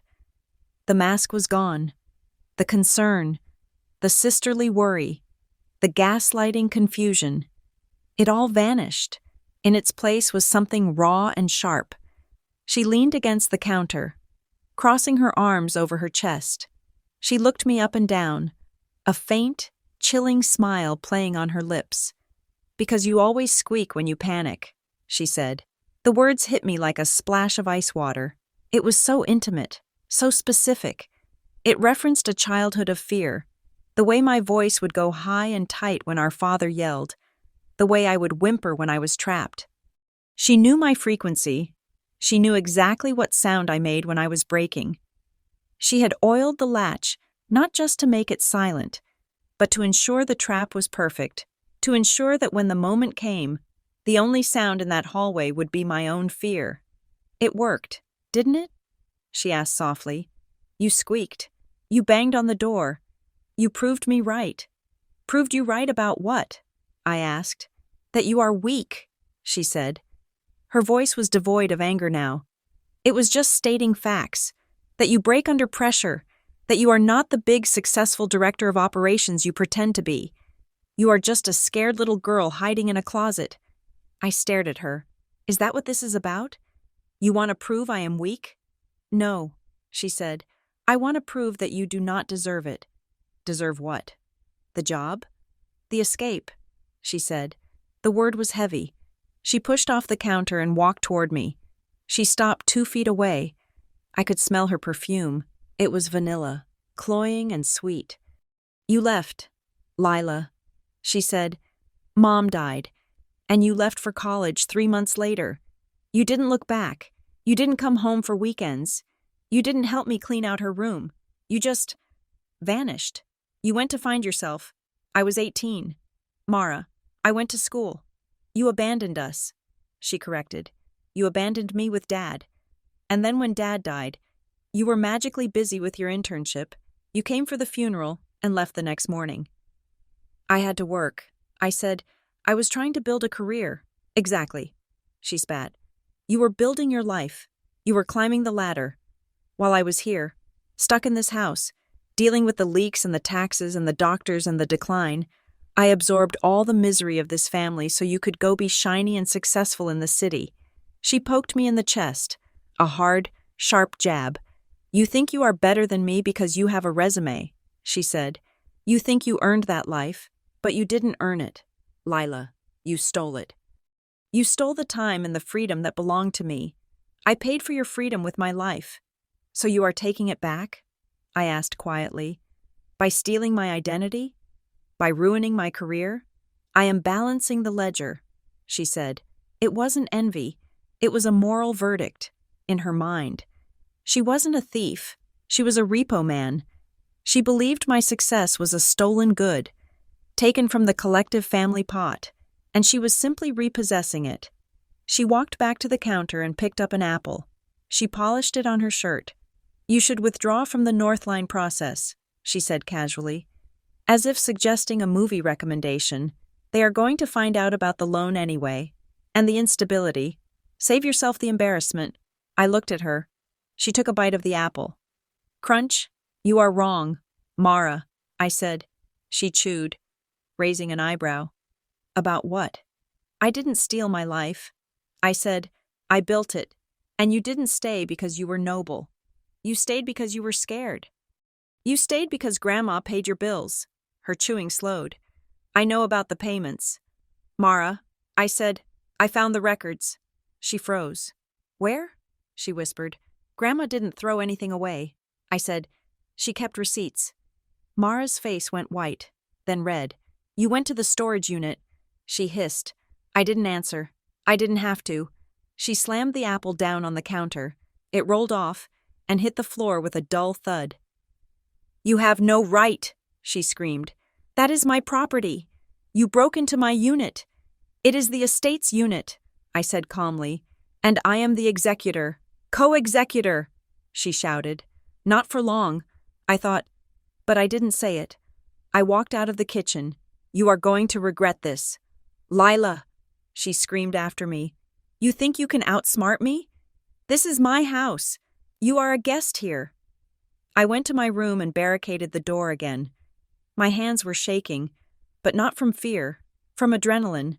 The cards were on the table now. She knew that I knew. My phone rang. It was Mr. Henderson from the storage facility. Miss Collins? He said. Yes, Mr. Henderson. I thought you should know, he said. Your sister just left here. She went to the unit? She came storming in about 10 minutes ago, he said, demanded to know if I let you in. She was remarkably unpleasant. She accused you of stealing the contents of the unit. She called the police. Actually, the police? My heart skipped a beat. Yeah, Mr. Henderson chuckled. But when the officer arrived, I showed him the executor paperwork. Miss Park sent over. I showed him the log where you signed in. He told your sister it was a civil matter and left. She was furious. She kicked the trash can on her way out. I let out a breath. Thank you. Mr. Henderson, I am so sorry she dragged you into this. Do not worry about it, he said. I have been running this place for 20 years. I know a bully when I see one. Listen, if you need a statement about the forgery or her behavior today, I am happy to write one. I do not like people who try to cheat the dead. Thank you, I said. I might take you up on that. I hung up. I spent the rest of the afternoon in my room. I didn't eat. I didn't drink. I just sat on the bed, watching the door. Night fell, the house filled with shadows. I could hear Mara moving downstairs. The television was on, loud, the sound of aggressive, performative normalcy. I got ready for bed. But I didn't change into pajamas. I slept in my leggings and a sweatshirt. I put my shoes right next to the bed, and then I took my car keys. I slipped them under my pillow. The cold metal pressed against my cheek through the cotton case. I wasn't expecting her to come in with a knife. That wasn't Mara's style. She was a psychological terrorist, not a physical one, but I knew she would try something. She would try to turn off the power. She would try to cut the internet line. She would try to glue my door shut. I needed to be ready to leave in 10 seconds flat. I lay there in the dark, clutching the keys. I was living in a war zone. My childhood home had become a bunker. At 10:30, my phone lit up with an email notification. I grabbed it, shielding the light with my hand. It was from Northline. Subject: Final round update. My thumb hovered over the screen. This was it. The verdict on the compliance call. I opened it. Dear Lila, thank you for the additional documentation. We have reviewed the librarian's statement and your explanation regarding the data breach. We are satisfied with your response. Your ability to handle the situation with documentation and composure was noted by the panel. We are pleased to inform you that you have advanced to the final stage, the background verification and offer approval. I let out a silent gasp. I had made it. I was at the finish line. But then I read the next paragraph. Our third-party partners, Vericheck Goal, will begin a comprehensive review of your financial and criminal history tomorrow morning. This process typically takes 48 to 72 hours. Please be advised that any discrepancies in credit history, outstanding judgments, or financial irregularities must be resolved before a final offer can be extended. Congratulations on reaching this step. Dana Weller. I lowered the phone. The joy evaporated instantly. The background check. They were going to run my credit. Tomorrow morning, and they were going to find a $25,000 line of credit that was maxed out. They were going to see the mailing address was not my residence. They were going to see a debt-to-income ratio that made me look like a financial risk. And worse, if they dug deeper, which Vericheck Global absolutely would, They might find the connections to Mara's bad debts. They might see a tangle of finances that looked like money laundering or fraud. I couldn't hide it. I couldn't explain it away as a technical glitch. The fraud was there. It was real.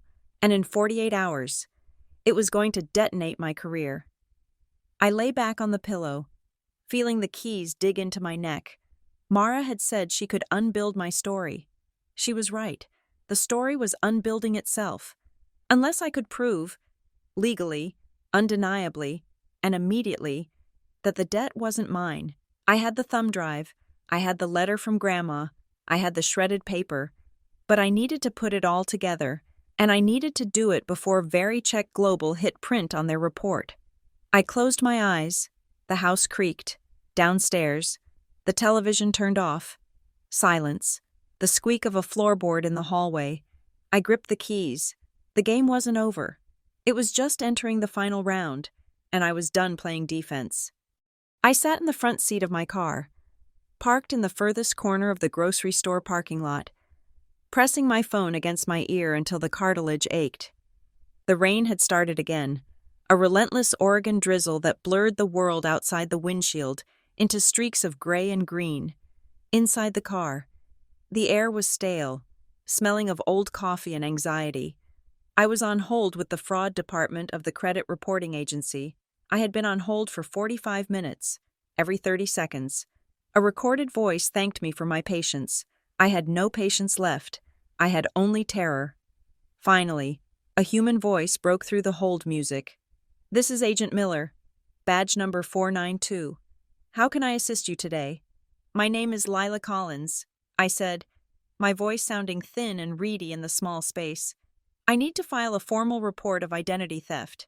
There is a line of credit opened in my name that I did not authorize. Let us pull up your file," Agent Miller said. His voice was flat, bored. He had heard this story 100 times today. To him, I was just another ticket number. To me, this was the difference between a career and a catastrophe. I gave him my social security number. I heard the click-clack of his keyboard. "Okay, Ms. Collins, I see the account. Pacific Trust. Opened November 14th. The balance is $24,800. That is the one." I said, "I did not open it." "I see," he said. "And you are just reporting this now? That is almost 3 months ago. I did not know about it." I said, defensive heat rising in my cheeks. "The statements were going to an address I do not live at. The address listed is 442 Briar Lane." He said, "Is that a previous address?" "It is my grandmother's house." I said, "I am staying there temporarily to settle her estate. So you have access to the mail at that address?" "Yes, but, and you are saying someone intercepted your mail for 3 months without your knowledge?" "Yes." "Do you have any reason to suspect who opened the account?" I closed my eyes. Here it was, the question that would turn me from a victim into a messy domestic dispute case. "I believe it was a family member," I whispered. There was a pause on the line, a heavy, judgmental silence. "Ms. Collins," Agent Miller said, his tone shifting from bored to skeptical. "Familial fraud is very difficult to prove. Usually, in these cases, the account holder gave verbal permission or shared a PIN. And then there is a falling out. Did you ever give this family member permission to use your credit for household expenses?" "No," I said sharply. "Never." "Did you share your personal information with them? Social security card? Driver's license?" "She is my sister." I said, "She knows my birthday. She knows my mother's maiden name, and my documents were in the house." "Right." He said, "Look, I can flag the account as disputed, but I have to warn you, the bank is going to conduct an investigation. If they find any evidence that you benefited from the funds, if the money was used for groceries you ate, or repairs on a house you are living in, they are going to deny the claim, and they might prosecute you for filing a false report." I felt like I had been slapped. "I am not filing a false report," I said, my voice trembling. "I am the victim here. I am just explaining the policy." "Ma'am," he said, "we will put the alert on, but it will take 30 to 60 days to resolve." 30 to 60 days. I have a background check for a job starting tomorrow. I said, desperation creeping in. I need it resolved now. He let out a short, dry laugh. Nothing happens now. Ma'am, this is the federal banking system. You will get a letter in the mail in 2 weeks. The line went dead. I lowered the phone and stared at the dashboard. 30 days. I was dead. VeriCheck Global would pull my report in 24 hours. See a maxed-out loan and a disputed flag that looked suspiciously like I was trying to dodge debt. And Northline would rescind the offer. I rested my forehead against the steering wheel. The humiliation burned in my chest. I had done everything right. I had worked hard. I had followed the rules. And now I was being treated like a criminal because my sister decided she was entitled to my life. My phone buzzed again. It was a text from Mara. Dinner tonight at Sal's. 7 o'clock. The Hendersons are in town and want to see you. Do not be late. Let us have a nice night. I stared at the screen. Sal's was the nicest Italian restaurant in town. The Hendersons were old family friends. The couple who had lived next door to us for 20 years. They were sweet, elderly, and completely oblivious. Mara was calling in the cavalry. She knew I was on the edge. She knew I was close to blowing the whole thing up. So she was creating a buffer, a public setting, witnesses. She was betting that I would not cause a scene in front of the people who had given us candy on Halloween. She was betting on my manners. I typed back, I will be there. I wasn't going for the pasta. I was going because if she wanted to play a game of appearances, I was ready to play, but I wasn't bringing my manners. I was bringing my evidence. I went back to the house to change. I waited until I knew Mara was in the shower. Then I slipped into my room and grabbed my large leather tote bag. I packed it like a go bag for a spy.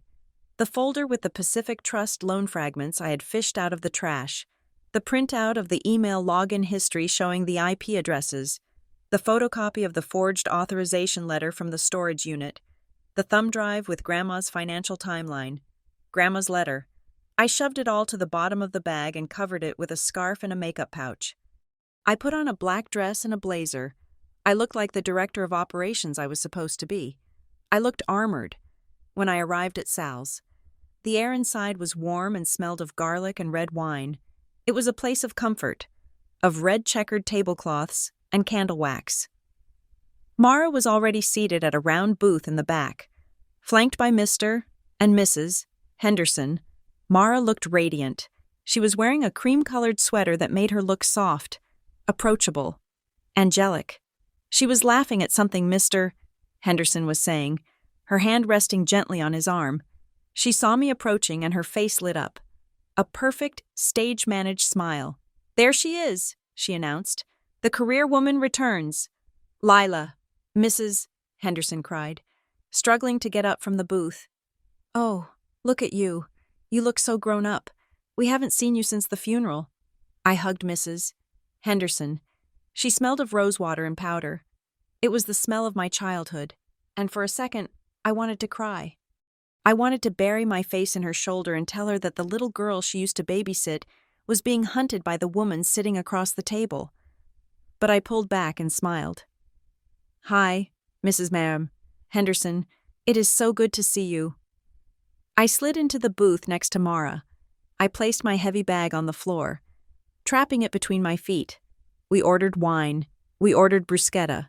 The conversation flowed easily, steered by Mara's expert hand. She asked about the Hendersons' grandchildren. She asked about their garden. She was charming, attentive, the perfect daughter of Briar Glen. Then, she pivoted. We are just so proud of Lila, Mara said, pouring more wine into Mrs. Henderson's glass. She is interviewing for this big job in Seattle. Very high pressure. Oh, that is wonderful. Mr. Henderson said, what kind of job? It is in logistics, I said quietly. Mara laughed. A tinkling sound. Lila has always been the ambitious one, always in a rush to get somewhere else. Remember when she was 10 and she packed a suitcase because she wanted to move to Paris? The Hendersons chuckled. I forced a smile. She was so dramatic. Mara continued, her eyes locking onto mine, always imagining these big, grand lives for herself, and always so sensitive. If things didn't go exactly to plan, She would just fall apart. Remember the time she locked herself in the bathroom because she got a B on her report card? She didn't lock herself in. Mrs. Henderson said gently, the lock was stuck. Remember? Your father had to take the door off the hinges. Mara waved her hand. Well, that is Lila's version. I remember her screaming that she was never coming out. She took a sip of wine, her eyes dancing with malice over the rim of the glass. She has been under so much stress lately, Mara said, lowering her voice to a conspiratorial whisper. With the estate and the interview, I have been really worried about her. She has been forgetting things, accusing people of things that didn't happen. I stiffened, my foot pressed against the bag under the table. Oh, grief does strange things to the mind. Dear, Mrs. Henderson said, patting my hand. When my mother died, I thought I saw her in the grocery store for months. It is not grief. I said clearly. The table went quiet. Mara's smile didn't waver, but the corners of her eyes tightened. See, she said softly. She gets so defensive. I'm just trying to look out for you. Lila, you have been running yourself ragged. I am not defensive. Mara, I said, I am just precise, and my memory is excellent. Mr. Henderson cleared his throat. He sensed the tension, the static electricity crackling between us. You girls, he said with a nervous laugh, you always fought like cats and dogs. Your grandmother used to say you were two sides of the same coin. We are nothing alike. I said, maybe you both just need closure. Mrs. Henderson suggested. Settle the house, divide the things, and then you can both move on. It is hard living in that big old house together with all those memories. Move on, Mara repeated, savoring the words. Yes, that is exactly what Lila wants. To move on, to leave it all behind. She turned to me. I was thinking, Lila, since you are so eager to get back to your life, maybe we can speed things up. I have a proposal for you. Here it comes. I thought, the pitch. Not here. Mara, I said, why not? We are all family here. The Hendersons are practically kin. She leaned forward. I think you should just sign the house over to me, she said. Mr. Henderson choked on his breadstick. What? I asked, though I wasn't surprised. The house, Mara said casually, and the contents. You sign your half over to me. In exchange, I will handle all the debts. I will take on the burden of the repairs. You can walk away clean. No strings attached. You go to Seattle, get your big job, and never have to worry about a leaky roof or a property tax bill again. She made it sound like a gift. And the loan? I asked. The $25,000 line of credit? Mara's eyes flicked to the Hendersons, then back to me. A warning. The debts of the estate. She said carefully. I will handle all of them. You walk away with a clean slate. It was extortion. She was offering to pay off the fraud she committed in my name, but only if I gave her an inheritance worth $500,000. And if I do not? I asked. Mara shrugged. Then we stay in probate. For months, years, maybe, and things get messy. Background checks get complicated when assets are frozen and creditors are calling. She smiled. I'm trying to help you. Lila, I want you to get that job. I really do. I looked at her. I looked at the Hendersons, who were watching this exchange with confused, polite smiles, having no idea that a crime was being negotiated over their garlic bread. I reached down and gripped the handle of my bag. I could pull the evidence out right now. I could slap the forgery on the table. I could play the recording of her calling the recruiter. I could blow her warm sister act to smithereens. But I looked at Mrs. Henderson's kind, worried face. I looked at the public dining room. If I did that, I was the crazy one. I was the one causing a scene. Mara would just deny it, cry. Say I was having an episode.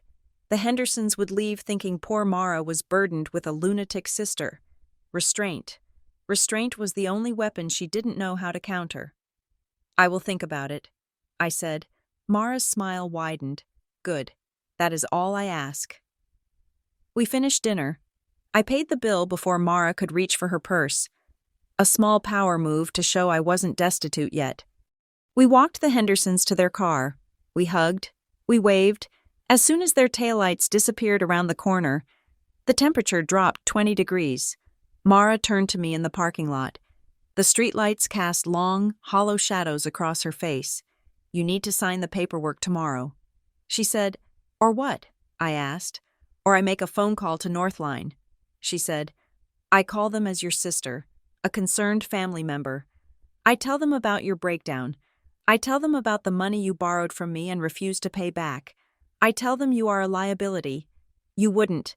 I said, "I built your story." "Lila," she said. Her voice was a hiss, low and venomous. "I told everyone you were the smart one. I told everyone you were the success. But I can unbuild it. I can pull one thread, and the whole thing unravels. You think you earned that job? You are only there because I haven't destroyed you yet." The arrogance. It was breathtaking. I gripped my bag tighter. "You are right, Mara." I said, "You are absolutely right." She blinked, surprised by my capitulation. "I will see you at home," I said. I got in my car and drove away, but I didn't go home. I pulled into the empty lot of a pharmacy 3 blocks away. I turned off the engine and pulled out my phone. It was 8:30 at night. I scrolled to the contact I had saved. Dana Weller, Northline. I had her cell number. She had given it to me for emergencies during the scheduling conflict on Saturday. This was a risk, a massive, career-ending risk. Calling a hiring VP at night to discuss personal drama was unprofessional. It was desperate. But Mara was right. She could unbuild me. She could call them tomorrow morning and poison the well before the background check even cleared. I had to strike first. I had to control the narrative. I pressed call. It rang 3 times. "Hello?" Dana's voice was crisp, professional. Even at this hour. "Dana, this is Lila Collins," I said. "I apologize profusely for calling you so late." "Lila? Is everything okay?" "No," I said, "and because I respect this company and the role I'm applying for, I need to be completely transparent with you about a situation that has escalated significantly in the last hour." "Go on," she said. Her voice was guarded. "I was just approached by a third party who attempted to extort me regarding the background verification process." I said. I kept my voice steady. "Factual. This individual has threatened to contact you and provide false character references unless I agree to sign over significant financial assets in a private estate matter." Silence. Then, "Who is this individual?" "It is the same individual responsible for the previous interference." I said, "My sister." I waited. I had said it. I had named the demon, Lila. Dana said slowly, "This is a very serious allegation. You are telling me you are being blackmailed?" "Yes," I said. "She has stated explicitly that she intends to sabotage my employment opportunity at Northline to force my hand in a probate dispute. I am contacting you because I want to go on record before any such communication reaches you. I am not asking for sympathy. Dana, I am asking that you view any unsolicited negative information received in the next 48 hours through the lens of this extortion attempt." There was a long pause. I could hear typing in the background. Dana was taking notes. "Do you have evidence of this?" she asked. "I have a witness to the conversation where the threat was made." I lied. The Hendersons hadn't heard the specific threat, but they had heard the proposal. It was close enough. "And I have documentation of the financial fraud she is trying to cover up." "Okay," Dana said. Her tone had shifted. It wasn't warm, but it wasn't dismissive. It was the tone of a problem solver. "Here is what you are going to do, Lila. You are going to document exactly what was said to you tonight. Time, location, witnesses. You are going to email that to me immediately." "I will," I said. "And Lila?" "Yes?" "If she contacts us, we will direct her to our legal department. We do not take kindly to interference with our recruitment process, but you need to handle your side of the street. If there is financial fraud involved, you need to have a police report on file. We can work with a victim of crime. We cannot work with a chaotic unknown." "I understand." I said, "Thank you, Dana." I hung up. My hands were shaking, but the paralysis was gone. I had inoculated myself. If Mara called now, she wouldn't sound like a concerned sister. She would sound like a blackmailer. I drove home. I barricaded my door. I slept for 3 hours, waking up every time the house settled. The next morning, Tuesday, was the meeting with Glenna Park. Mara and I arrived separately. I walked into the office at 9 o'clock. Mara was already there, sitting in one of the client chairs, looking fresh and confident. She had a thick binder on her lap. Glenna sat behind her desk. She did not look happy. "Good morning," Glenna said. Mara smiled. "Morning. Glenna, I brought over the projections for the estate management company I told you about. I think you will find the numbers very compelling." She tapped the binder. I did not look at the binder. I sat down and placed my tote bag on the floor. "Mara," Glenna said, ignoring the binder, "before we discuss any future management, we need to address the motion you filed yesterday. The request for emergency funds. It is just a formality," Mara said breezily. "To keep the lights on. It is a conflict of interest," Glenna said sharply. "You cannot transfer estate assets into an LLC you control while the estate is still in probate. I have flagged the request with the court. It has been denied." Mara's smile faltered. "Denied?" "Yes. And frankly, Mara, filing it without my counsel was extremely reckless." Mara shifted in her seat. Her eyes darted to me, then back to Glenna. "I was just trying to be proactive," Mara said, her voice tightening. "Lila is checked out. She doesn't care about the details. I am the one doing the work. Actually," I said, I reached into my bag. "I care very much about the details." I pulled out the envelope, the one from the storage unit. I placed it on Glenna's desk. "What is this?" Mara asked. She stared at the envelope. She recognized Grandma's handwriting. I saw the color drain from her face. "It is from the storage unit," I said. "Unit 412. Mara stood up. "You had no right. That is private property." "Sit down." "Mara," Glenna said. Her voice was like a whip crack. Mara sat, but she was vibrating with tension. I opened the envelope. I slid the letter to Glenna. I slid the thumb drive next to it. Grandma left a few instructions. I said, "Specifically regarding the debts you owe the estate." "Debts?" Mara scoffed. "I do not owe anything. Grandma gave me money. It was gifts." Glenna was reading the letter. Her eyes widened. She adjusted her glasses. She picked up the thumb drive. "She lists a timeline here," Glenna said quietly, "of loans. Not gifts. Loans. Signed promissory notes." She looked up at Mara. "Mara, did you borrow $200,000 from your grandmother over the last 10 years? Mara stammered. "It was family money. She wanted me to have it." "And the notarized affidavit?" Glenna asked, holding up the last page. "What affidavit?" Mara whispered. "The one where Evelyn designates Lila as the sole executor in the event of any dispute regarding your finances." Glenna read. The room went silent. The only sound was the hum of the air conditioner. Mara stared at the paper. Her mouth opened, then closed. She realized it then. The old woman she thought she had manipulated, the grandmother she thought was weak and senile, had seen everything. Grandma had played the long game. She had known Mara would come for the scraps, and she had built a wall around me from the grave. Mara let out a sound that was half laugh, half sob. "She hated me," Mara whispered. "She always hated me." "She didn't hate you," I said. "She was afraid of you." Mara turned to me. Her eyes were black holes of rage. "You think this changes anything?" She spat. "You think a piece of paper saves you? I still have the house. I still live there." "Actually," Glenna said, her voice turning cold and formal, "if there is evidence of financial misconduct against the estate, and this letter certainly suggests there is, I am legally obligated to petition the court for a forensic accounting, and until that is complete, I will be asking the judge to appoint an independent administrator." "Meaning?" Mara asked. "Meaning you will lose control of the checkbook," Glenna said, "and if the forensic accountant finds that you have been misappropriating funds or opening credit lines in the deceased's name, you could be facing criminal charges." Mara stood up. She grabbed her binder. "You are bluffing," she said. "You are both bluffing." She looked at me. "You are going to regret this. Lila, you just started a war you cannot finish." She stormed out of the office. The door slammed so hard the diploma on the wall rattled. I sat there, feeling the adrenaline crash. Glenna took off her glasses and rubbed the bridge of her nose. "Lila," she said softly, "you need to be careful." "I know."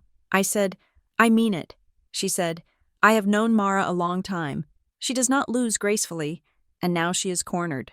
I looked at the closed door. She was right. I had won the legal battle. I had the evidence. I had the executor status. But I still had to go back to the house to get my things. I still had to survive the next 48 hours until the background check cleared. And Mara was out there, humiliated, desperate, and stripped of her power. I wasn't safe. I was in more danger than I had ever been. I stood up and gathered the papers. "I know," I said, "but at least now, everyone knows the truth." I walked out into the hallway. The reception area was empty. Mara was gone, but the air felt charged, heavy with the promise of a storm. The real fight wasn't winning the argument. It was surviving what Mara might do next. Wednesday morning broke with a sky the color of a bruised plum. It was the kind of morning that felt heavy with fate, the air thick and electric. I woke up in my car. I hadn't gone back to the house after the meeting with Glenna. I couldn't. The risk was too high. I had parked in the secure lot of a 24-hour gym, reclined the seat, and slept in fits and starts, waking every time a car door slammed. Today was the day. At 9 o'clock, I was due in Briar Glen County Superior Court for the preliminary hearing regarding the estate. Mara had refused to step down voluntarily, so Glenna had filed the emergency motion. At 9:30, I had my final interview with Marcus Thorne, the CEO of Northline Health Solutions. 2 judges, 2 verdicts. One morning, I changed into my suit in the gym locker room. The steam from the showers misted the mirror, and I had to wipe it down to see myself. I looked tired. There were dark circles under my eyes that concealer couldn't quite hide, but I also looked sharp. My suit was crisp. My bun was tight. I looked like a woman who could handle a crisis, mostly because I was currently handling about 5 of them. I drove to the courthouse. It was a brutalist concrete building downtown, imposing and ugly. I parked and checked my phone. 8:45. I found a quiet alcove on the 2nd floor, away from the courtrooms, near a large window overlooking the rain-slicked street. It was a dead zone for foot traffic. Perfect. I put in my earbuds. I checked my connection. Full bars. I wasn't going to miss this call. Not for Mara. Not for the judge. Not for anything. I stood there, watching the rain streak the glass, and centered myself. I wasn't Lila the victim. I wasn't Lila the sister. I was Lila the director of operations. At 9:30 exactly, my phone chimed. Incoming video call. Marcus Thorne. I accepted. Marcus appeared on the screen. He was in a sleek office with a view of the Seattle skyline behind him. He looked relaxed, authoritative. "Lila," he said. "Good to see you again." "Good morning." "Marcus," I said, "thank you for making the time." He leaned back in his chair. "Dana tells me you have had an eventful week. Identity theft. Extortion. It sounds like a thriller novel." I allowed a small, tight smile. "It has been a complex few days," I admitted. "But as I told Dana, complexity is just logistics with higher stakes." He nodded slowly. "That is an interesting way to put it. Look, Lila, I will be honest. Your resume is stellar, your references are solid, but this noise, this background static, it worries me. We run a tight ship. We deal with high-value contracts. I need to know that if I put you in charge of a $100 million supply chain, you are not going to be distracted by a personal war." He paused. "So tell me, how do you lead when your own house is on fire?" It was the question. The only question that mattered. I didn't flinch. I didn't look away. I looked at the courthouse wall behind my phone. I thought of the closet. I thought of the oiled latch. I thought of the sheer, suffocating terror of being trapped in the dark. And then I thought of how I got out. "You focus on the latch," I said. "Excuse me?" "When you are trapped," I said, my voice steady and low, The panic tells you to scream. It tells you to pound on the door. It tells you to break everything. But that wastes energy. That makes noise. And noise doesn't get you out. I took a breath. You assess the mechanism. I continued. You find the weak point. You find the tool, whether it is a shelf bracket or a piece of data, and you apply pressure. Consistent, calculated pressure. You document the breakage. You secure the evidence. You do not let the emotion of the situation dictate your strategy. You let the facts dictate the strategy. Marcus was watching me intently. He hadn't blinked. And the fire? He asked. You let it burn. I said, you evacuate the assets, you secure the perimeter, and you let the structure burn if it has to. Because you cannot save a house that is already consumed.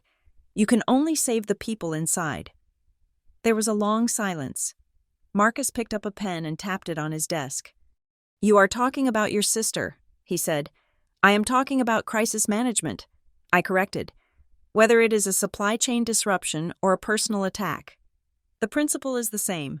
Containment, documentation, resolution. I do not get distracted. Marcus, I get methodical. He stared at me for another moment. Then, a slow smile spread across his face. Okay, he said. Okay. He looked at his watch. I have another meeting. Lila. But you will hear from Dana within the hour.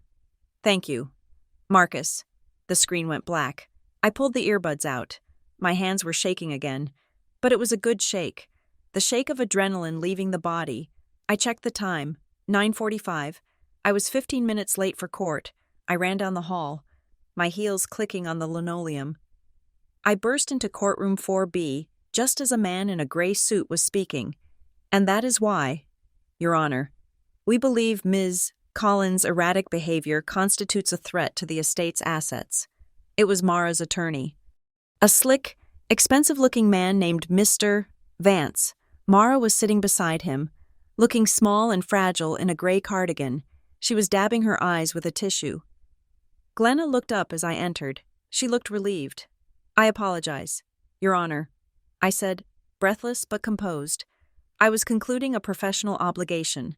The judge, a stern woman with reading glasses perched on her nose, peered at me over the bench. Take a seat. Ms. Collins, we were just discussing your mental state. I sat down next to Glenna. Mr. Vance continued. As I was saying, my client has been the primary caregiver for the deceased for 5 years. She has managed the household. She has managed the finances. Now, suddenly, her sister arrives from out of state, displays paranoid behavior, claiming she is being locked in closets, claiming identity theft, and attempts to seize control. We have reports from a staffing agency that Ms. Lila Collins has a history of instability. He produced a piece of paper. The note from the recruiter Mara had called. I felt the heat rise in my neck. She was using her own lie as evidence. It was a loop, a perfect, self-sealing circle of deceit. Glenna stood up. Your Honor, this is hearsay. And frankly, it is projection. We have submitted into evidence a notarized affidavit from the deceased, Evelyn Collins, explicitly naming Lila Collins as the sole executor in the event of a dispute. We also have forensic evidence of a fraudulent loan opened in Lila Collins' name by the respondent, Mara Collins. Objection. Mr. Vance shouted. Alleged fraudulent loan. There is no police report. Actually, Glenna said calmly, Mrs. Collins filed a report with the credit bureaus and the fraud department yesterday. We have the case number here. She slid a paper across the table. The judge picked it up. She looked at it. She looked at the affidavit. Then she looked at Mara. Ms. Mara Collins, the judge said. Did you open a line of credit in your sister's name? Mara stood up. Her voice was trembling. It was for the house. Your Honor, I was trying to save Grandma's house. Lila wasn't helping. She was gone. I had to do something. So you admit it? The judge asked. I admit I took responsibility, Mara cried. I admit I did what I had to do. The judge took off her glasses. Sit down, she said. Mara sat, looking stunned. She had expected to charm the judge. She had expected the caregiver narrative to work, but courtrooms ran on paper, not tears. The judge leaned forward. "Here is the order," she said. "Effective immediately. All assets of the estate of Evelyn Collins are frozen. No transfers, no withdrawals, no management fees. I am appointing an independent forensic accountant to review every transaction from the last 5 years." She looked at Mara and Ms. Mara Collins. "Let me be clear. If I find that you have interfered with the other executor, or if I see one more dime move out of this estate without a court order, I will hold you in contempt, and I will refer the matter to the district attorney for criminal prosecution regarding the identity theft. Do I make myself clear?" Mara stared at the table. "Yes, Your Honor. Adjourned." The gavel banged. It was over. I stood up. I felt lightheaded. Glenna squeezed my arm. "You did it," she whispered. "The accountant will find everything. She is done." We walked out of the courtroom. Mara was waiting for us in the corridor. Mr. Vance was nowhere to be seen. He had likely realized his client was a liability and bolted. Mara stood by the water fountain. She looked stripped down. The soft cardigan looked cheap now. Her face was hard. She stepped in front of me. Glenna moved to intervene, but I held up a hand. "It is okay. Glenna." Mara looked at me. Her eyes were dry. There were no tears left. "You think you won," she said. Her voice was a low rasp. I didn't want to win. "Mara," I said, "I just wanted to leave." "You will get your job," she said. "You sounded slick in there." "Case number?" "Affidavit.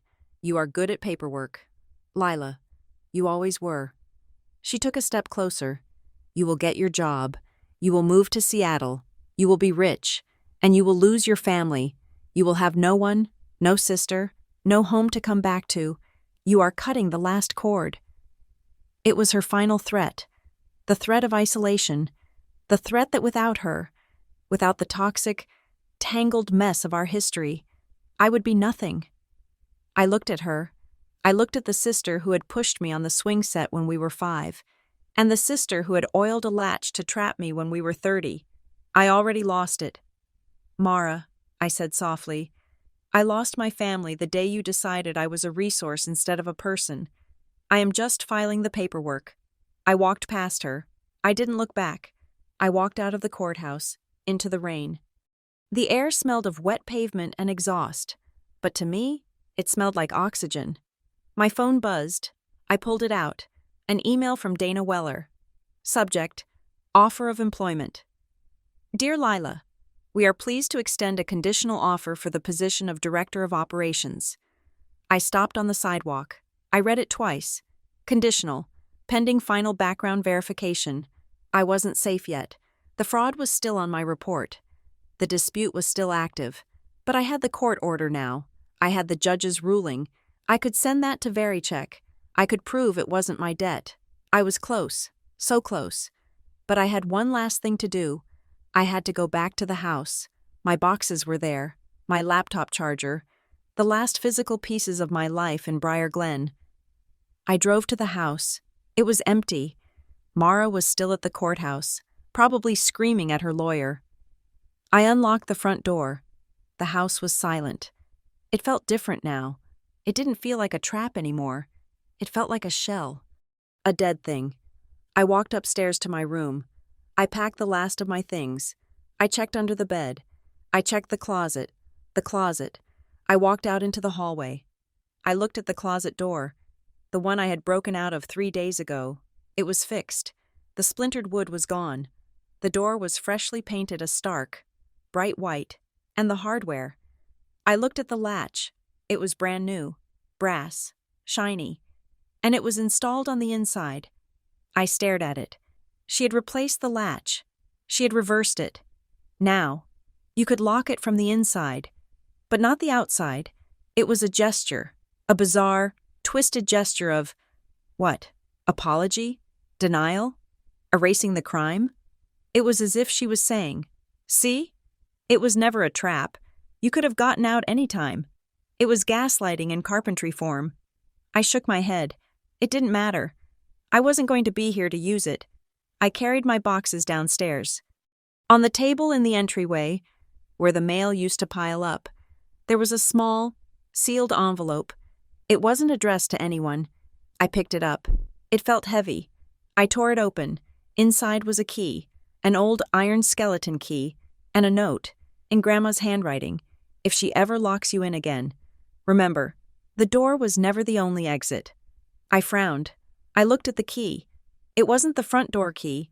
It wasn't the back door key. I walked to the kitchen. I looked out the window at the backyard. There was a high wooden fence around the garden, and in the corner, overgrown with ivy, was a side gate. A gate we never used. A gate that led to the alleyway behind the property. I walked out the back door. I walked across the wet grass. I pulled the ivy away from the gate. There was a rusted keyhole. I slid the skeleton key in.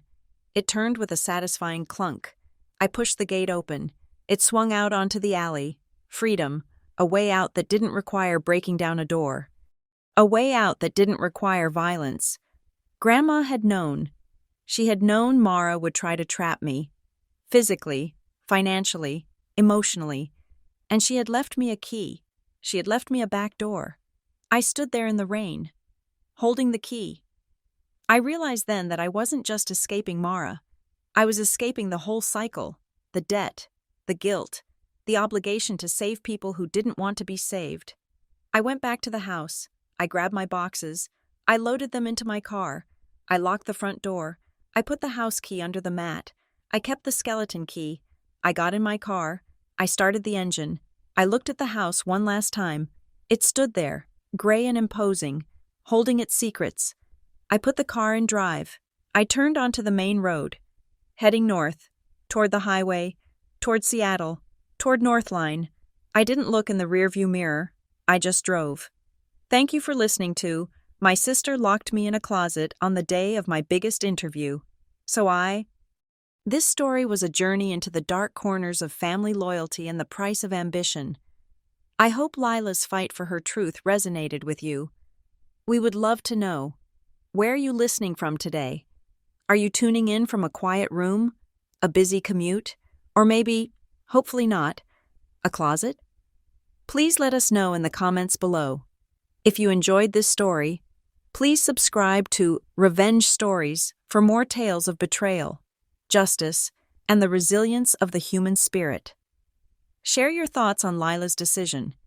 Did she do the right thing by walking away? Stay safe, and remember, check the latch.